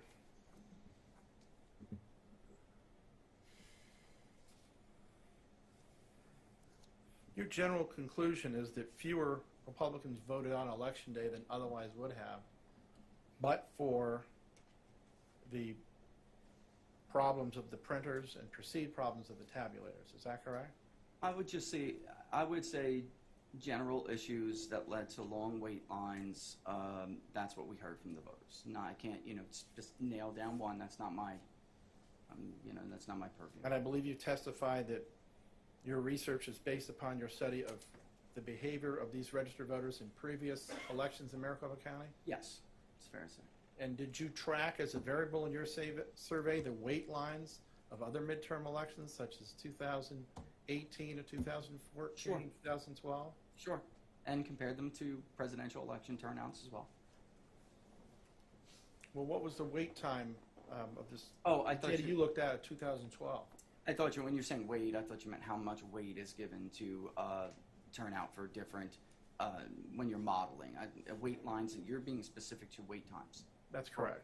No, I did not study the impact of weight lines in prior elections. I'll see that. So it's difficult for you to examine your own data from 2022 with regard to registered Republicans voting on Election Day and 2022 general election because of wait times based on previous behavior of Republicans who voted on Election Day when you did not look at the wait times in those previous elections. Well, correct? and in fact, actually, in truth, I did look at some wait lines from the presidential election and 18. I didn't look, in great depth, but I do understand that the wait lines in some areas, reported wait lines, were actually longer in 2020. But I think we have to be clear here that your wait time estimate is not the estimate for people who are waiting online. You're looking at site check to the time that they get a ballot. You're not looking at estimates of people who are wrapped around the corner in a shopping center, a mile long. The county wait estimate is not the true estimate. And the 3-minute estimate is greatly exaggerated by adding Election Day drop-off ballots into that equation. Thank you.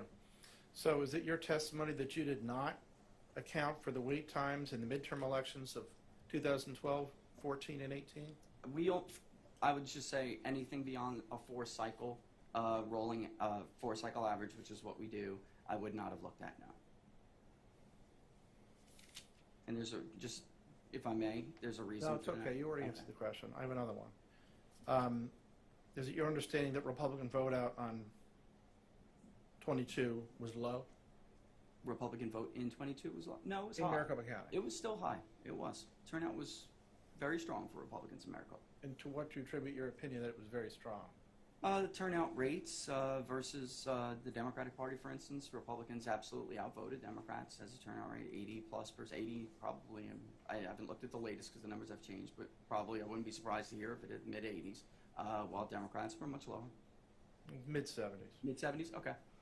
Democrats very, very, very high. 60, 69.9. Would you be surprised to hear that? No. Now, you've said that you base your opinions in part on the previous voting behavior of the subjects of your survey, correct? Correct. And I believe your early testimony was that you have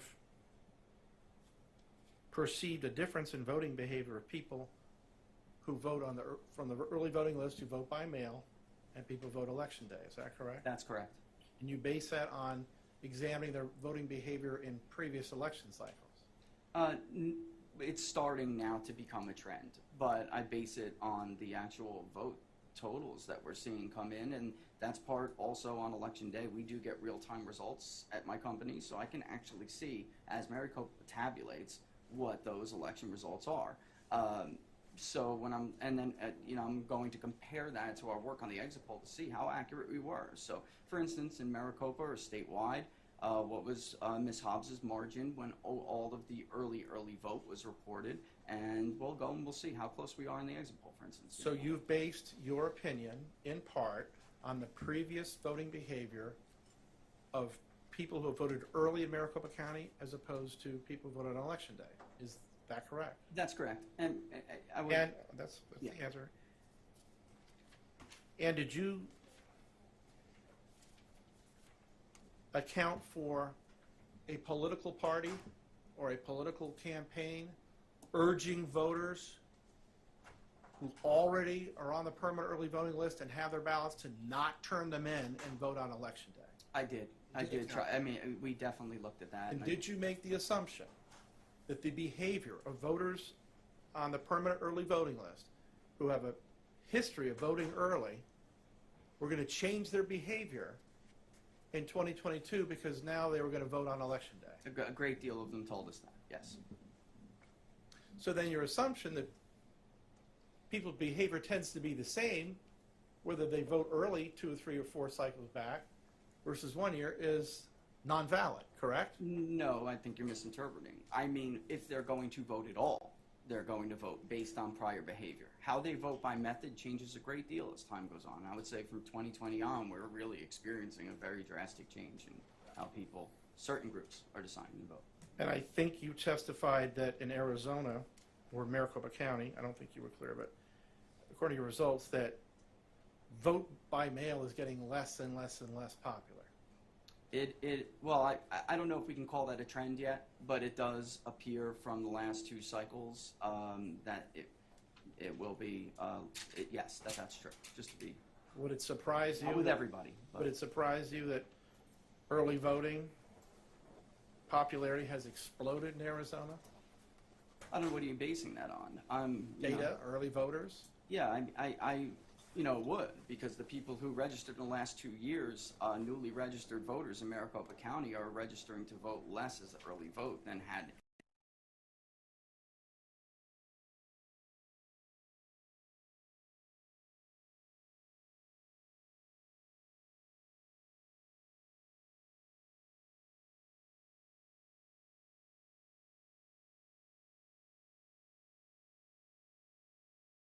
The people that register for the early vote went from 75% to 77%? Well, you know what, that could happen, but, and then like I said, it's still that they're not changing their status, you know, and when we talk to them, they are, as you said before, and you were right, there are people who are, and we can see them on the voter file, they're on the absentee ballot list, but then they tell us, I'm still gonna bring my vote on election day, I'm gonna bring my ballot, so I think we're just in a process, and maybe it hasn't caught up yet, the data just hasn't. And you're aware that 84%, are you aware that 84% of the vote in general election in 2022 was early voting? Yes, combined, yes. 16% election day. Thank you. No further questions, Your Honor. That's all the cross-examination? Okay, we desperately need the morning break. We're 35 minutes or 40 minutes past it, so we'll take a 15-minute recess. We will come back at 5 minutes to 11. All rise.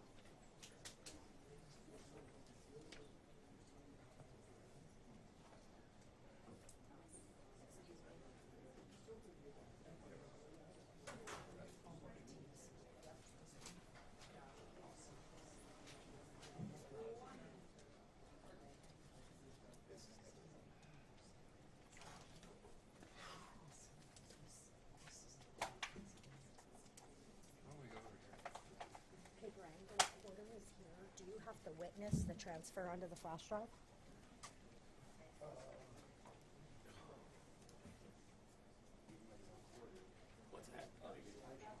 sitting down there and just standing up the whole time.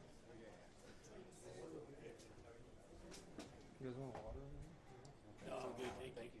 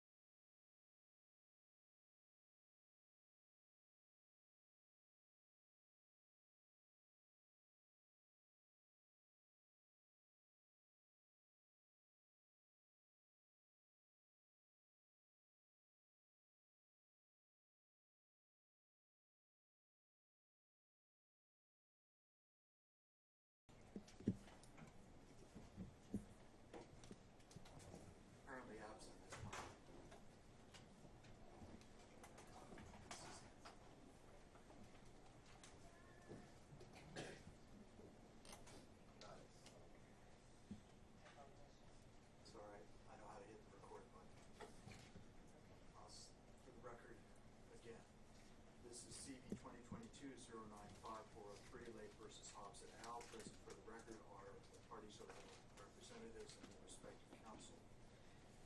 I've been informed that you've addressed the issue with the exhibit, Mr. Glenn. Yes, I'm led to understand that it's Exhibit 120 that will be marked, that you complied with my request to have an outside clean thumb drive provided, that the recording has been downloaded to the clean thumb drive that has been played for the defense. Am I correct? you are correct.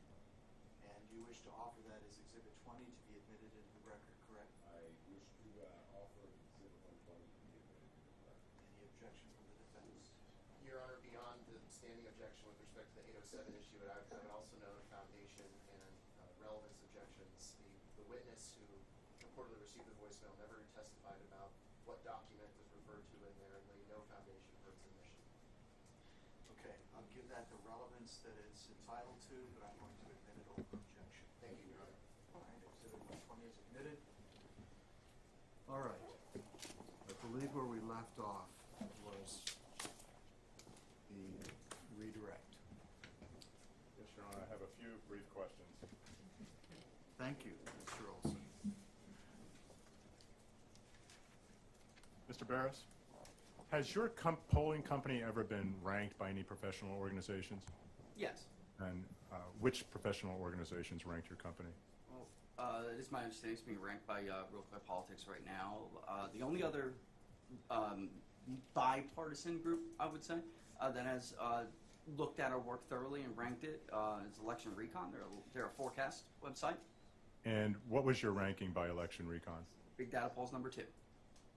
So your company is ranked number 2? Yes. Out of how many? They look at a lot of polls, only published the top 10. You have to have 4 cycles of polling history to be ranked by them. So a good deal. I would say it's probably in the neighborhood of 200 plus. So out of 200 plus polling organizations, you were ranked by Election Recon as number 2? Yes. And is that based at least in part on the accuracy of your polling results? It's, yes, how much of a bias you may have to one party candidate or the other and your accuracy rate.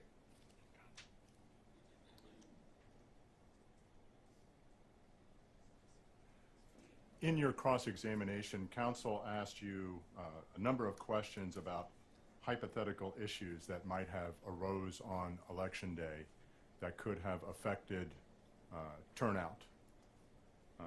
Based on your conversations with the participants in your survey, do you have an opinion as to what the primary issues that those participants were telling you about? Absolutely. And what is that? Objection, Your Honor. It calls for speculation and mischaracterizes the prior testimony and discussion. Okay. We could cure the second half of the objection by simply asking a straight question and not basing it upon any statement of prior testimony or answers. And I would, the question I think that you were posing, I just want to make sure that it's directed to the basis for his statements related to the opinion relating to the reasons for not showing up. I'll rephrase the question, Your Honor. You understand what I'm saying? I think I did. All right. Well, if you don't, I think we'll hear about it in just a second. So please re-ask the question, sir. You were asked by counsel for the defendants a number of hypotheticals that might have affected turnout on election day. You spoke with the number of participants. Sorry, objection, Your Honor. Can I finish my question, maybe? He's repeating exactly what he did before, and he's characterizing my questions hypothetical when it was not. And the court specifically asked him to just pose the question without referring to my previous question. Your Honor, I'm actually not referring to his examination. I'm referring to your co-counsel, and she actually used the word hypothetical.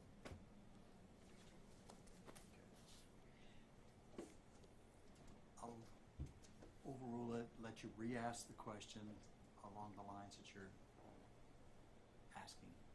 Just restate the question, Mr. Wilson. Yes, Your Honor. Mr. Barris, you were asked a number of questions by counsel for the defendants as what possibly could have caused voter concerns on Election Day. Do you recall that? Yes. In your conversations with those voters, what do you believe was the main concern expressed by those voters? Long wait times and the ballots not reading properly generally is what they express. You were also asked by Mr. Liddy about certain events. I think he used the word if somebody talked about a knife and some kind of gory details as possibly affecting voters. Yeah, I recall. If I told you that any comments like that were made several months before the election, would any impact, any comments such as that be included in your data? Yes, as I said before, Mr. Olson, people would tell us they're simply not voting or they're voting for somebody else. It would have been included. It's after the fact. So I believe you said that you have never experienced a drop-off rate on exit polling that you experienced in November 2022 before? That's correct. And what was that drop-off rate again? The drop-off rate is normally anywhere between 5 to 8%. So for mail-in balloting, those who chose to vote by mail, the drop-off to 93% completion rate, meaning of those who said, yes, I will take your exit poll, 93% did, in fact, complete the exit poll. It was 72% for Election Day voters, which we don't see the differences like that. They're not that stark. Never have. So that was approximately a 19% drop-off rate in comparison? Approximately, yes. Out of how many polls have you conducted in your experience? Over 6 years, I think it's fair to say hundreds. Have you ever seen that much of a drop-off rate in the several hundred polls that you've conducted in your 6 years? No, I have not. Have you ever experienced anything even remotely close to that drop-off rate? And not on an exit poll, no.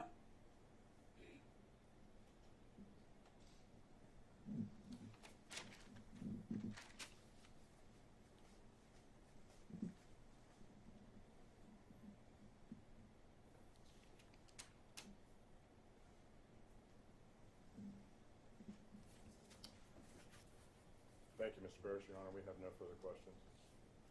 May we excuse the witness? Yes, Your Honor. Mr. Barris, you're free to go, sir. Thank you, Your Honor.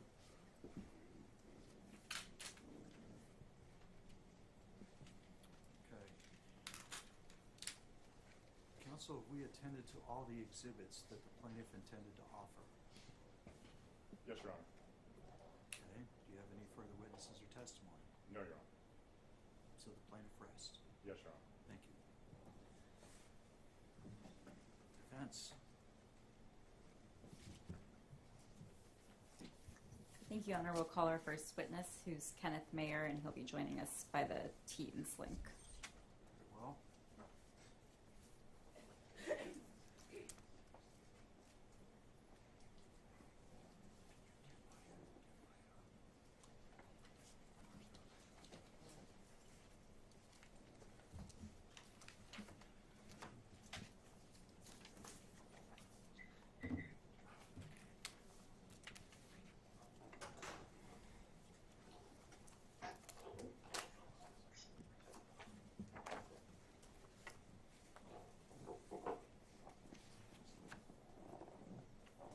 Mr. Mayor, can you hear me? I can, Your Honor. I'm going to have you sworn in, sir. If you'll raise your right hand, my clerk is going to swear you in. You do solemnly swear the testimony you're about to give will be the truth, the whole truth, and nothing but the truth, so help you God? I do. Very well. All right, you may proceed when you're ready. Thank you, Your Honor. Good morning, Dr. Mayer, and thank you for being here. I'd like to just begin by discussing your background. So first, will you please briefly describe your education? I have a PhD in political science from Yale University that I received in 1988 in political science. I received a bachelor's in political science with a minor in applied mathematics from UC San Diego in 1982. Next, will you describe what position you currently hold? I am currently a professor of political science at the University of Wisconsin-Madison and an affiliate faculty at the La Follette School of Public Affairs, also at UW-Madison. Now, can you briefly describe some of your scholarly work and the publications in which it appears? Most of my recent scholarly work has been in the area of election administration, everything from voter turnout to wait time and non-voting, voting rights, redistricting, and also academic studies of the presidency. Okay, and can you, I know you just described a number of different areas of research. Can you focus a little bit on some of your work as it relates to polling and tell us a little bit about your background there? I have actually done various polls since my earliest days at Wisconsin. I was hired as a pollster in the early 1990s. I have done work in the last 15 years, surveys of state election officials. I'm on the board or steering committee of a unit here at UW called the Election Research Center, and we've done a number of polls around the Midwest and states in 2016 and 2020. I've also done surveys of non-voters, so I've been involved with the design and execution of surveys and polls over the last 30 years. And another sort of relevant to this case area that I would like you to describe some of your background in. Specifically, can you describe some of the work that you have done relating to polling place lines? I was part of a national research group that did a study of polling place wait times and lines in 2016. And I'm currently involved with some advice or consulting with a local municipality about optimizing their allocation of polling place resources to reduce wait times. And have you previously testified as an expert in legal cases? Yes, many times. Have courts relied on your expertise and opinions? Yes, they have. Has a court ever rejected your testimony? As being excluded as a non-witness or not an expert witness, no. Have you served as an expert witness for both plaintiffs and defendants in the cases that you've been involved in? Yes. And have you worked on behalf of both Republicans and Democrats? Yes. Now, turning to this case and your work in this case, as it relates to printing and tabulator issues, what were you asked to do? I was asked to evaluate claims that issues at voting centers caused long wait times or had resulted in voters basically walking off or not being able to vote. My analysis was focused on the available data. Did you review the complaint that was filed in this case? Yes, I did. What about any of the attachments to that complaint?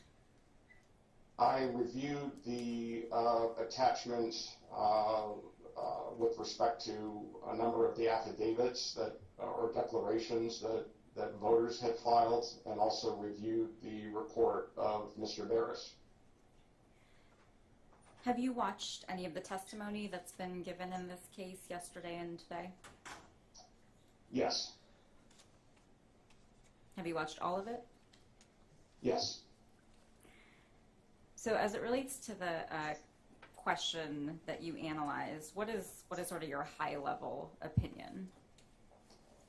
My high-level opinion is that all of the claims that were made in the complaint about the effects of voter wait times, the claims of disenfranchisement, claims of a disproportionate effect on Republicans and late voters, that they are all based on pure speculation, that there's simply no data to support any of those claims, and actually quite a bit of data that suggests that those things actually did not happen.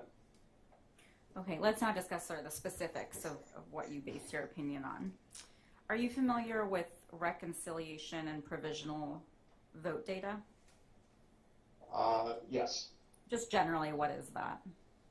So in this context, reconciliation data typically refers to comparing data on the number of voters who check in at a polling place and the number of ballots that are cast.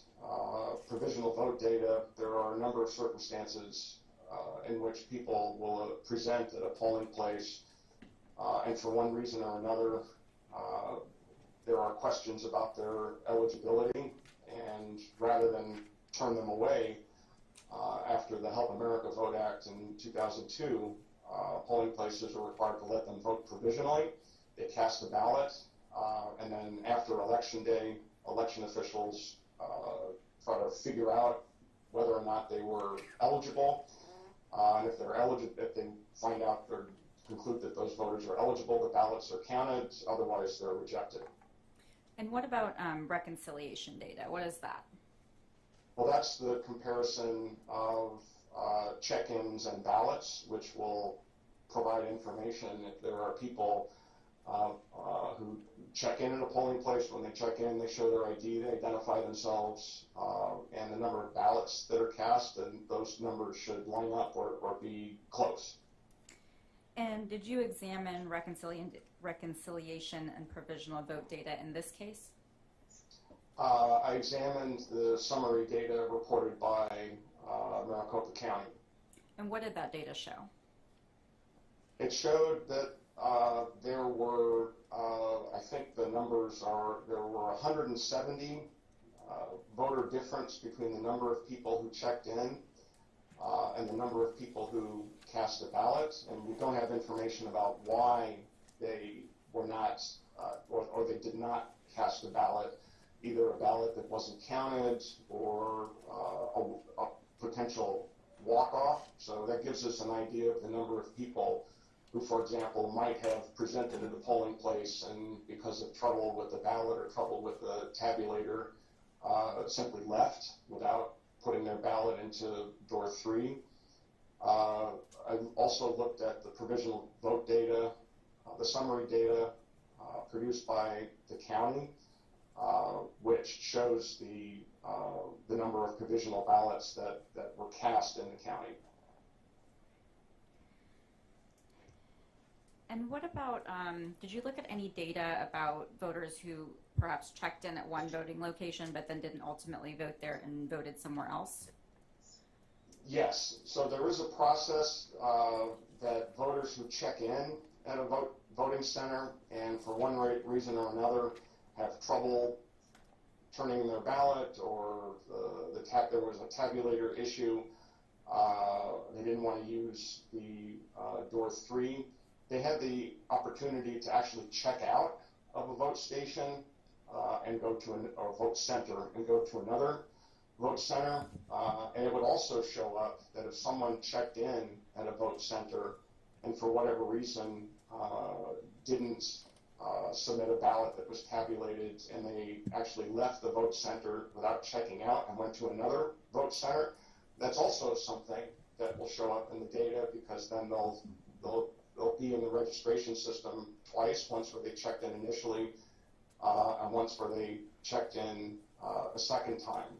And there were, and I would have to look at the county report. I think there were 84 people, 94 people who checked out and then checked back in and voted. There were another 120 or so people who checked in and then left without checking out and then cast a ballot at a second vote center. And I think all but 13 of those ballots, or all but 13 of those voters were able to successfully cast a ballot that was counted. Okay, so in your opinion, is there any reason to believe that large numbers of voters abandon their efforts to vote after encountering difficulties with tabulators? Not only is there no evidence that that happened, the evidence that exists suggests strongly that that did not happen.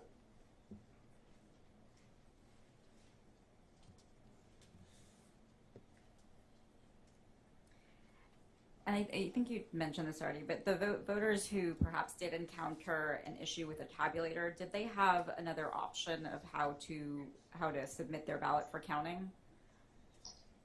Yes, they could have submitted them into what Arizona calls door number 3, which is just a storage area within the tabulator that the voter submits their ballot, and then it is later either tabulated at a tabulator at a central location, or if it's not readable or there's an issue with the pens or the ambiguity of the mark, it's duplicated and then tabulated. So there was a fail-safe option for voters who could not get their ballot to be read by a tabulator at a vote center. In your experience with election administration and your work, are things like tabulator malfunction something that can happen in elections? Yes, it happens. I want to make sure it is one of the most common issues that arises in the work on election day operations that I have studied. And is it possible for issues with tabulators to occur even when election officials follow best practices? Yes, it can happen for reasons that are not anticipatable. It can be just sort of machine breakdowns or the sorts of things that are hard to predict.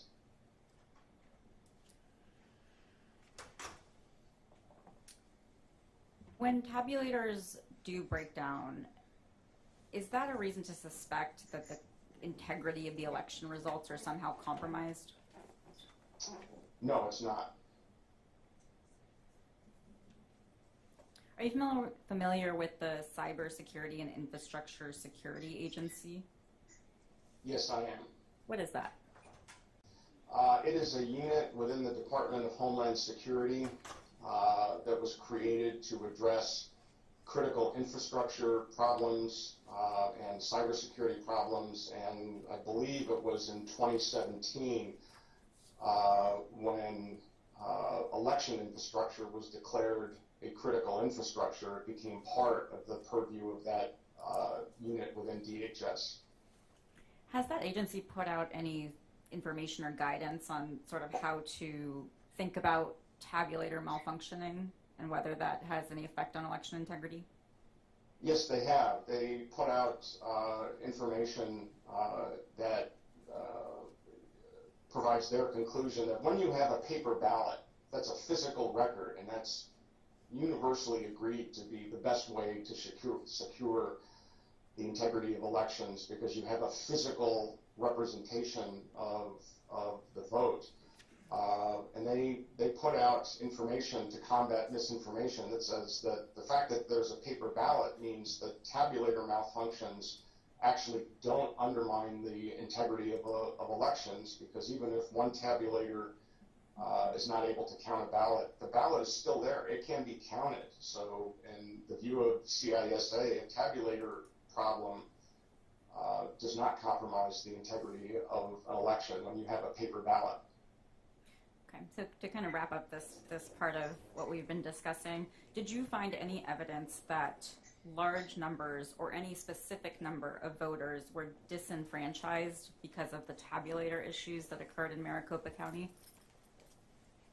No, and I'll restate this as about what I said earlier. Not only is there no evidence that that occurred, the evidence that we have and things that we can directly observe suggest conclusive.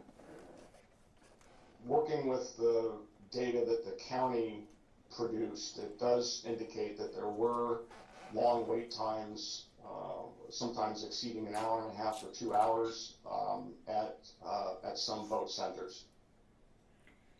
Do you recall roughly how many vote centers had that sort of a wait time? I would have to look at the report. I think it may have been 7%. So, but I don't recall specifically sitting here. Okay. Can we pull up what's been marked as Defendant's Exhibit 2? I'm sorry, Exhibit 1.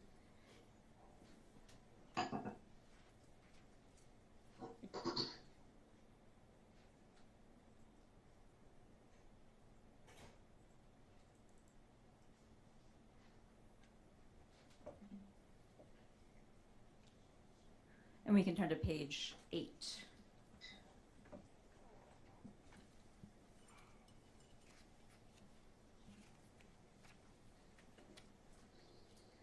And we can focus in on the paragraph that starts in 2022. Dr. Mayer, looking at this, does this refresh your recollection about sort of the specific numbers about reported wait times in Maricopa? Yes, so the 7% reflects the percentage of vote centers that had maximum wait times of over an hour, and that nearly 3/4 or 72% reported a maximum wait time of 30 minutes or less. What's your understanding of how Maricopa County measured the vote times? My recollection is that the process was described in the 2022 election plan, that they were monitoring the number of voters who were checking in over time at vote centers, and then were actually counting the number of people waiting in line at regular intervals. I think it was 15 minutes. Have you heard testimony today or yesterday that the vote times reported by Maricopa were inaccurate? Yes. And what's your understanding of the kind of evidence that forms the basis for that testimony? So my understanding is that some of the evidence comes from declarations or affidavits that were submitted by people who were in vote centers, and also the testimony of Mr. Sunklar yesterday afternoon, when he testified that he observed, and other people who told him that they observed long wait times at more vote centers than what the county data reported. And based on your experience, how does that kind of sort of self-reporting or one-off statements, how does that compare to the type of systematic monitoring that you described that Maricopa did? Well, one of the things that we know, and this research that I've been involved with, is that estimating or calculating voter wait times is not a completely straightforward process. You can't just look at a line by itself and estimate the line or the wait time from looking at a line. You have to go through a systematic process of looking at the throughput, or the number of people that, in this case, a vote center can process in a given amount of time, and you have to do it regularly. In the research that I was involved with in 2016, we had people observing polling places at precincts and locations all over the country, and we trained the observers that the way that you estimate the vote time and processing time is that you have to systematically pick every 4th, every 8th, some regular number of voters. You have to count the number of people waiting in line. You have to time it with a stopwatch or a digital timer on a phone or a watch. It's not something that you can estimate by just kind of eyeballing it. It needs to be systematic. And my conclusion from comparing the way that the county estimated vote times in those self-reports, that my conclusion is that the county method is likely to have been more reliable than the self-reports. Are there any issues with self-reporting specifically that can affect how reliable those sorts of estimates are? Yes, there's actually a long literature, not just on line length and wait time for elections, but this is something that businesses are concerned about. One of the things that research shows is that even someone's perception of how long they have been waiting in line is frequently not accurate, and it can be affected by their frustration and expectations. Someone may feel or report that they've been waiting in line longer than they actually have when it conflicts with what they think ought to have happened. So there are a lot of ways in which non-systematic or impressionistic reports of wait times can be less accurate than systematic evaluation or estimation or calculation of wait times. And you mentioned that you reviewed some of the declarations that were submitted in this alongside the complaint. Was there any evidence in those complaints of sort of this unreliability or variation from the self-reporting that you saw? One of the things that I noticed in those reports is that there were very, very wide variation in reports of the number of people who were waiting in line and how that correlated with wait times. There were some reports that said that someone at a vote center counted a line of 35 to 100 people with a wait time of an hour and a half. Other reports that a line was 500 people long and with an hour wait time. People were giving ranges of line lengths from 250 to 500, 35 to 100, 100 to 250. There's lots of variation. And again, you can count the number of people in line, but it actually is, it's more difficult to do that when you're just kind of estimating it. So there was wide variation in the reports of line length and wide variation in how line length was the claims that a particular line length led to a particular wait time. Thank you. So now I'd like to move on to Mr. Barris and the testimony that was given this morning and the report that you reviewed. Let's start with the conclusion or the opinion that the tabulator issues at vote centers disenfranchised enough voters to affect the outcome of the election. Do you agree with that conclusion? No, absolutely not. There's absolutely no evidence to support that conclusion. Okay, and we can sort of break it down and go through each piece of it. So let's start with the poll that Mr. Barris conducted and that he described this morning. In your opinion, does that exit poll support Mr. Barris's conclusion? Not at all. What are some of the issues that you found with that poll? So as I listened to Mr. Barris's testimony, virtually the entirety of his conclusion rests on the inference that because people in his exit poll, because people who said they were going to vote didn't respond to his poll, that he is making the assumption that every one of those people who didn't respond to his poll tried to vote or didn't vote because they were disenfranchised, that he's essentially taking that non-response rate and he's assuming that every person in his poll who didn't actually respond to his poll didn't vote because of tabulator problems. And there are about 5 logical leaps that you have to go through to get from that premise to the conclusion.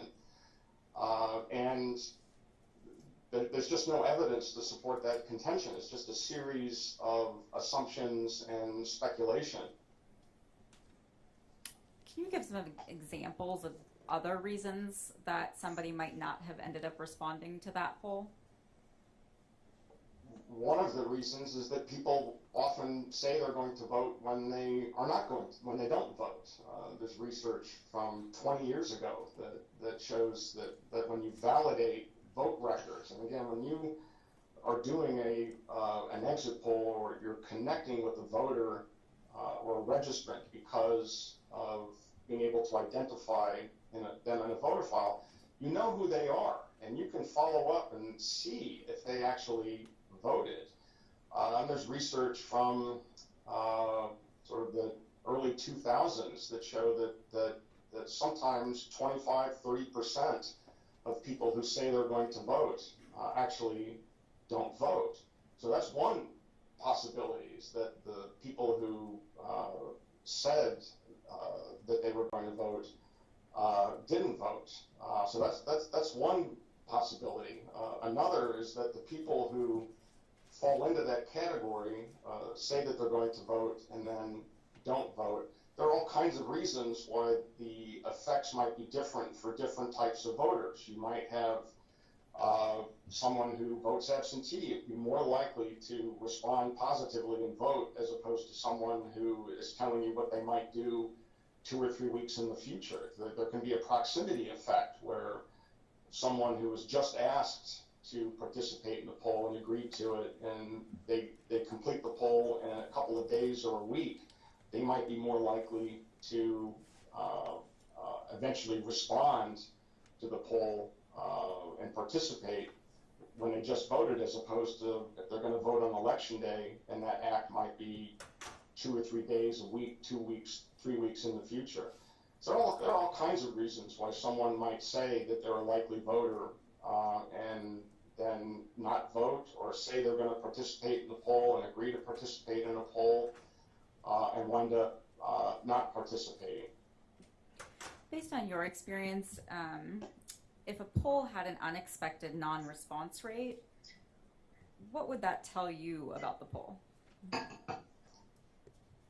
Well, the first thing that I would think of if I had that kind of differential non-response rate is that I would worry that there was something wrong with the poll, that there was something about the sample, something about the selection criteria, something about who was more likely to respond, whether it's demographics or age or even partisanship. I think it's worth noting that Mr. Barris has actually presented no data to support any of his contentions, neither in his testimony or his report. There are no marginals, there are no demographics that break down the people who responded or didn't respond. And there are all kinds of reasons why that might happen. And again, having gone through this process myself, my initial reaction would be there's something going on with my sample. There's something going on with that screen that's not picking up the thing that I'm trying to measure. In your view, I mean, you heard Mr. Barris's testimony, and he said that the people who ultimately responded to the poll, those were people who voted. Is that your understanding? Or at least self-reported voting, I should say. That's my understanding. These are people who said that they voted. What's your opinion on drawing conclusions about non-voters based on polls of voters? My conclusion is that you shouldn't do it. When there are polls, there are surveys, large-scale surveys. Some of them are done by the Census Bureau. Some of them are done by academic centers that actually go into the details of who voted and who didn't vote. And those polls actually have a battery of items for people who say they didn't vote, about why they didn't vote. And the one that I refer to is called the Survey on the Performance of American Elections. It actually has a 13-item battery that goes into why people didn't vote, that they weren't interested, they weren't registered, the lines were too long, it was raining, they had lacked transportation. There are all kinds of reasons, but I don't think, in my view, it's decidedly improper or wrong to make inferences about why people didn't vote by asking questions of people who did vote. Let's shift gears a little bit and talk about some of the specific calculations that Mr. Barris did. Mr. Barris gave some testimony about what would happen if overall turnout had been 2.5% higher, or some range, I guess, undefined range higher. In your opinion, is there any reasonable basis for Mr. Barris' selection of 2.5%, or any range? Well, I mean, going by what Mr. Barris said in his report, is that he picked 2.5% because that is the number that would generate, in his view, uncertainty about the outcome. There's just no basis for that. He's picking that number out of the air. There just is zero basis for speculating that turnout might have been. And you know, he's presenting this as a what if, but it's not just a what if. He's presenting this as a possible scenario to shed doubt on the outcome. And there's just no basis for that number. And there's also a little bit of sleight of hand that he did in doing the calculation, because the 2.5%, he thinks, well, what if 2.5% of voters, turnout overall increased by 2.5%? Well, he's assuming that every one of those 2.5% would vote like an election day voter. And there's just no basis for that. If he wants to say that turnout will go up by 2.5%, well, fine. But those voters, most of them will vote early or absentee. Some of them will vote on election day. If you want to speculate that turnout goes up by 2.5 or 5% or 10%, you would have to assume that those voters would vote like the ones who have already voted. So, not only is there no basis for that 2.5% figure, he's doing his math incorrectly about how he thinks those people would vote. So kind of putting aside the kind of fundamental flaws that you just described with Mr. Barris's process, can you talk a little bit about the actual calculation he did using that 2.5%, and any issues that you see with that calculation? Sure, that he speculated. So this is all just a counterfactual that he's making up, and asking what would happen if 2.5% more people voted. He's applying that 2.5% to the total number of people who voted in Maricopa County. So he's counting election day voters, early voters, people who dropped off, the total number of voters.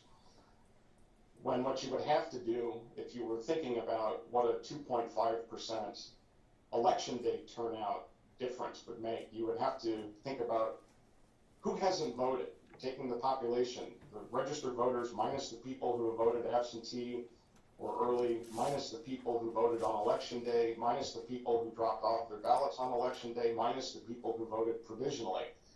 And that gets you down to about 900,000 voters. And so if he wants to speculate about what a 2.5% turnout increase might be, that's the population that you would have to look at. And again, that's not 39,000, which is his top level result. That's about 21,000 and change. So total election day turnout was about 250,000 people.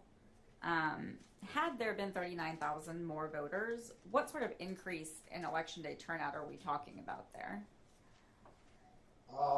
That would be about a 16% increase in election day turnout.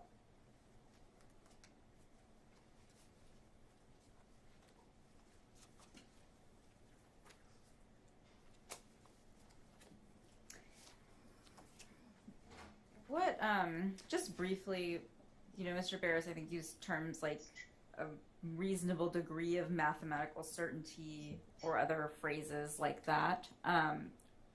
What are your thoughts on those sorts of qualifications or modifiers, I guess? Well, reasonable degree of mathematical certainty is actually a term that has no meaning. It's not something that is used in academic work. It's something that the National Institutes of Standards and Technology, the federal agency, says you shouldn't use because it doesn't convey any actual meaning. And I think what Mr. Barris is doing is he's relying on jargon to give a veneer of scientific precision to his calculations, again, that there's no basis for. So it's a phrase that doesn't have any real meaning. And getting close to the end here, are you familiar with big data poll? I had not heard of them before my work on this case. Through your work on this case, what's your general impression of how they're regarded in the polling community? Well, again, 538 gives them a failing grade and excludes them. And again, they do that because of either lack of transparency about methods, inaccurate methods, or accuracy. So based on that and the evaluation of the pollsters who are in that group, about 490 pollsters, based on that, my conclusion is that they are not well regarded by the professional polling community. Okay, and I think last question for you from me. You've already said that you've watched all the testimony given at this trial. Based on everything that you have seen and heard, in your opinion, is there any reason to believe that the tabulator issue on Election Day in Maricopa County prevented or discouraged enough voters sufficient to change the outcome of the election? No, and again, not only is there no reason to think that that had happened, the available data suggests conclusively that that did not happen. Thank you, Dr. Mayer. That's all from me, and now the Plaintiff's Counsel will probably ask you some questions.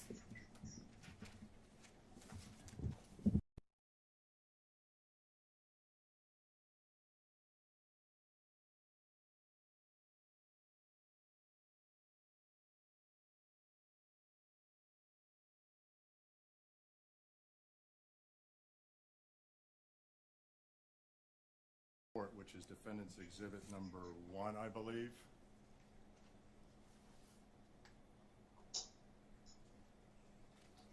So I just said, Counsel, I can't see you. Can you see the exhibit, Mr. Mayor? Dr. Mayer, please. I'm sorry. I apologize. Dr. Mayer, can you see the exhibit, sir? No, Your Honor, I can't. I don't have an iPad. Oh, that. Can you turn that on or something?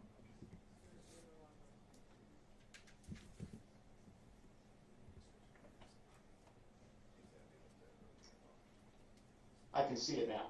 Okay, good. Thank you, sir. All right, Mr. Mayor.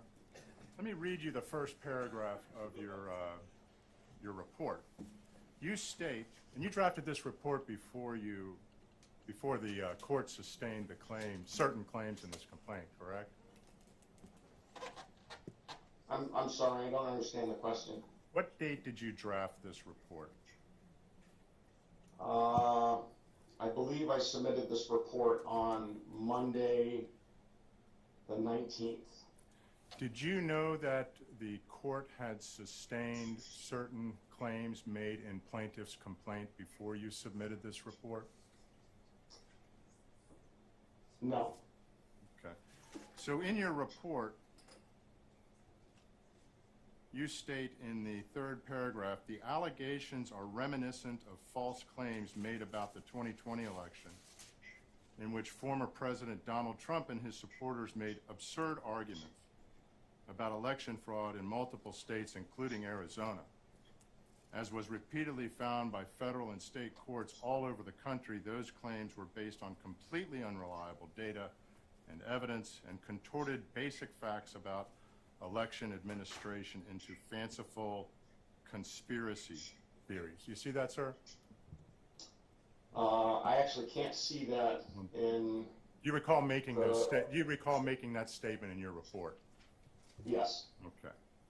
So as I said earlier, the court found that two of plaintiffs' claims were sufficiently meritorious to allow them to proceed to this trial. Is it still your contention that these two claims are absurd, fanciful conspiracy theories? my contention is that the claims that the tabulator problems disenfranchised enough voters to cast the election into doubt are incorrect. Well, you made a number of assumptions or arguments in your report, such as on signature verification as well, didn't you? Yes, Okay. Are you a signature verification expert? no. My conclusions were based on data on signature rejection rates. Did you ever review the 6,000 examples of mismatched signatures that plaintiffs put forward to the court? Objection, Your That's Honor. as an exhibit to their complaint? Objection, Your Honor. This is all relating to claims that have been since dismissed from the case. And we're not part of the direct examination or anything that Mr. Mayor has testified to today. Okay, scope of cross isn't going to apply. Relevance. Your Honor, he submitted this report. He is making a number of arguments and opinions on issues, and this goes to his bias. So he is castigating all of plaintiffs' claims, calling them absurd, calling them conspiracy theories, and he in fact has no basis to make any of those arguments, and that's what this shows. Okay, hold on. The report isn't in evidence. Nobody's offered it in evidence. And frankly, it's not coming into evidence as none of your experts' claims or reports are in evidence. So, you're the one the door wasn't opened for, so to speak, as to those issues. You're addressing credibility Yes, Your Honor. by going into the counts that were dismissed. So,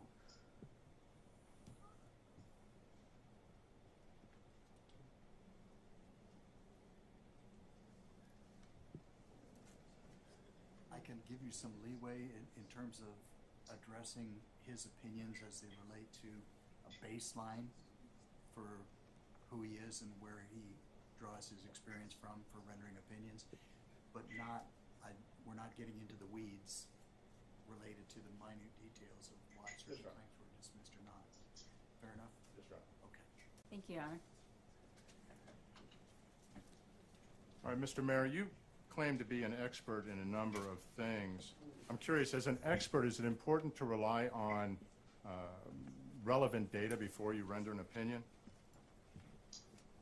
yes, And in terms of signature verification, plaintiffs submitted over 5,000 examples of mismatched signatures. Did you review any of that data before you criticized plaintiffs' claims regarding signature verification?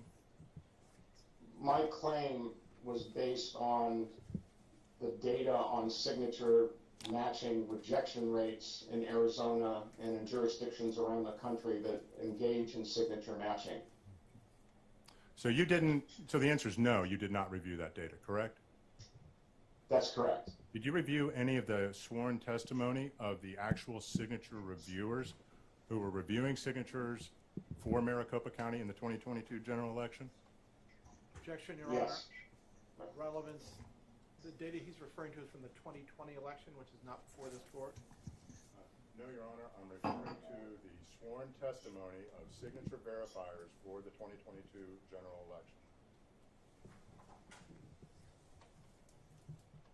And, go ahead. I'd moved on from the 5,000 examples. I'm puzzled.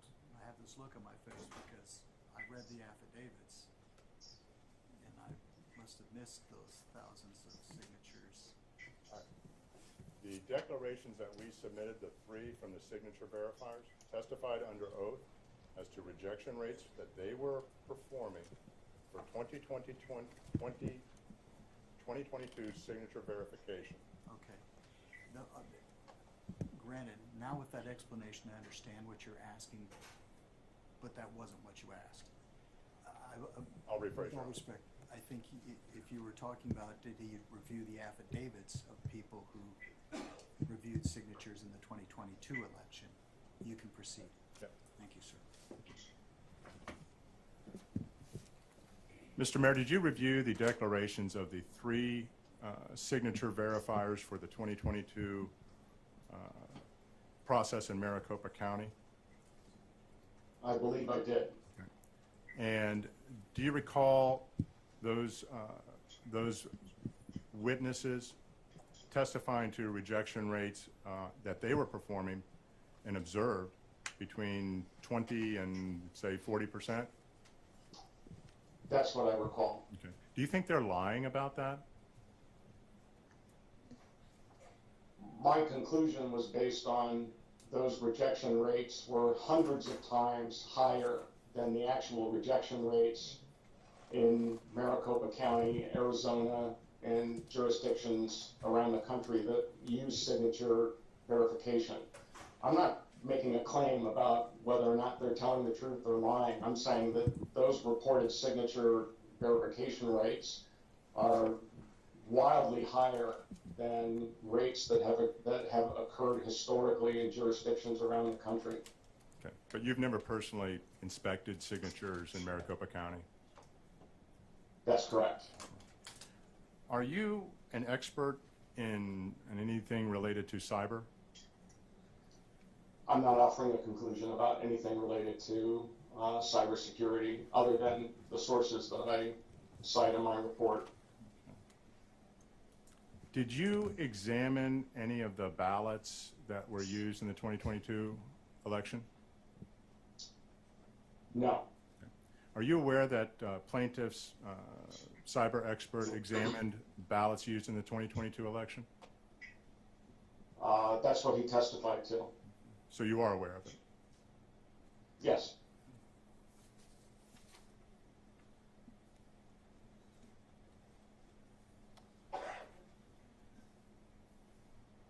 Were you in Maricopa County on election day? No.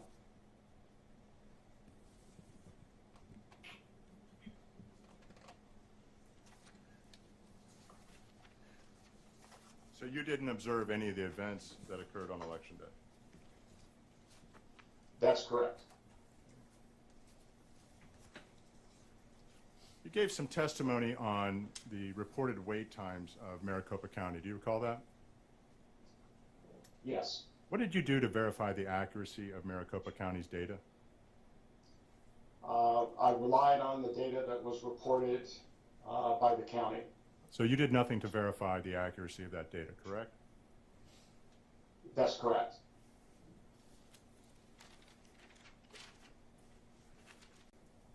Is it fair to say that wait lines at various vote centers could vary in the rate of movement? I'm sorry, can you ask that again? So you can have varying rates of movement within wait lines at different vote center locations, correct? I'm not quite sure I understand what you mean by rates of movement. Well, the length of time it takes to get through the line. So that can vary, yes. Okay, and that can vary for many reasons, correct?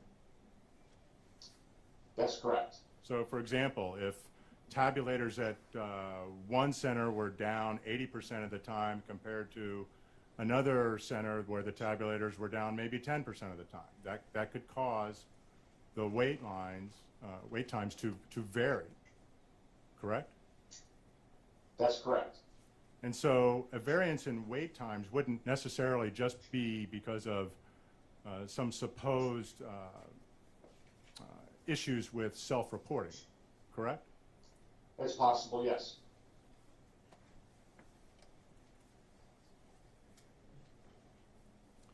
You had asked some questions about the 2.5% that Mr. Barris referred to in terms of the projected increase in overall turnout. Do you recall that? Well, it wasn't a projected increase. It was a hypothetical increase, but yes. Are you aware that the county in their 2022 general election plan made 2 forecasting models for turnout on election day? Yes, Okay. And are you aware that the one model projected around, I think, 290,000 as the turnout on election day? yes, And are you aware that the other model projected somewhere around, I think, 250,000 on election day? yes, What's the, that's about roughly a 40,000 voter difference, correct? 290 That's minus correct. 250. What's the percentage on the overall turnout of that 40,000 delta? Approximately. So you're asking what's 40,000 divided by total turnout in Maricopa County? Yes, for 2022. I mean, I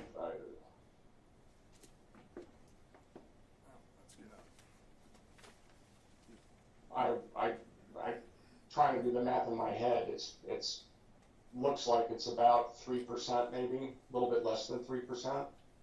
Okay, so Maricopa's own projections showed a delta of approximately 40,000 voters as having about 2.5–3% impact on overall turnout, correct? Well, you're talking about 2 probabilistic forecasts, but yes, the difference is about 40,000 between those 2 forecasts.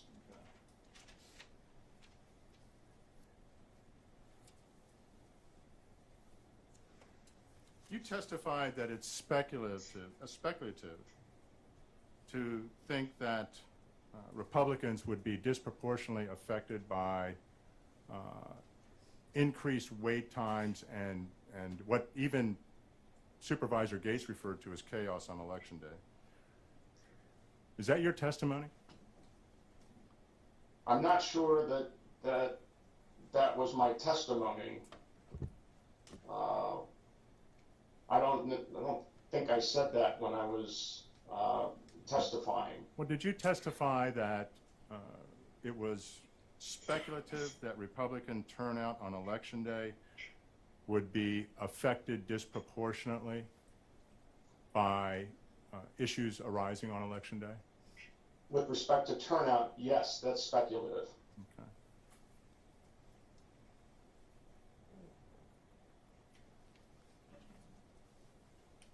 Would you agree that Republicans turn out on Election Day for the 2022 general election in Maricopa at least a 3-to-1 ratio compared to Democrats? Well, I would phrase it differently, that of those who turn out on Election Day, those are more likely to be Republicans. I'm not sure if the breakdown in their vote was 3-to-1. So you don't know what the ratio is? Well, you could look at it with what the vote actually was. Mm-hmm. Do you know what the vote actually was? The ratio between Republicans and Democrats on Election Day? Specifically with regard to Election Day turnout, Yes. I think it was in the range of 70%, but I'm not certain what the precise figure is. So 70% favoring Republicans to Democrats? Well, in terms of the vote.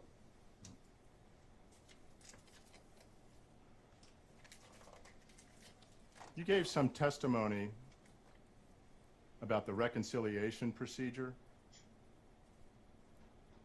for check-in versus voting. Do you recall that?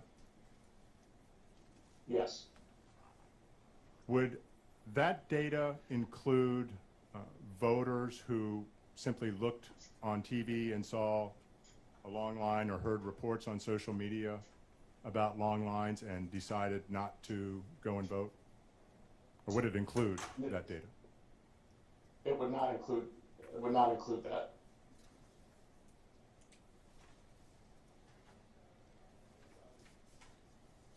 Thank you. I have no further questions. Redirect? No redirect, Your Honor. Okay. Can we excuse the witness then? Yes, Your Honor. Thank you. Thank you, Dr. Mayer. That'll conclude your participation. Your excuse, sir. Thank you, Your Honor.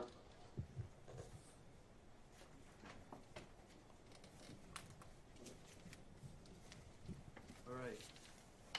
take the noon recess until 1 o'clock. We'll resume at that time. All right.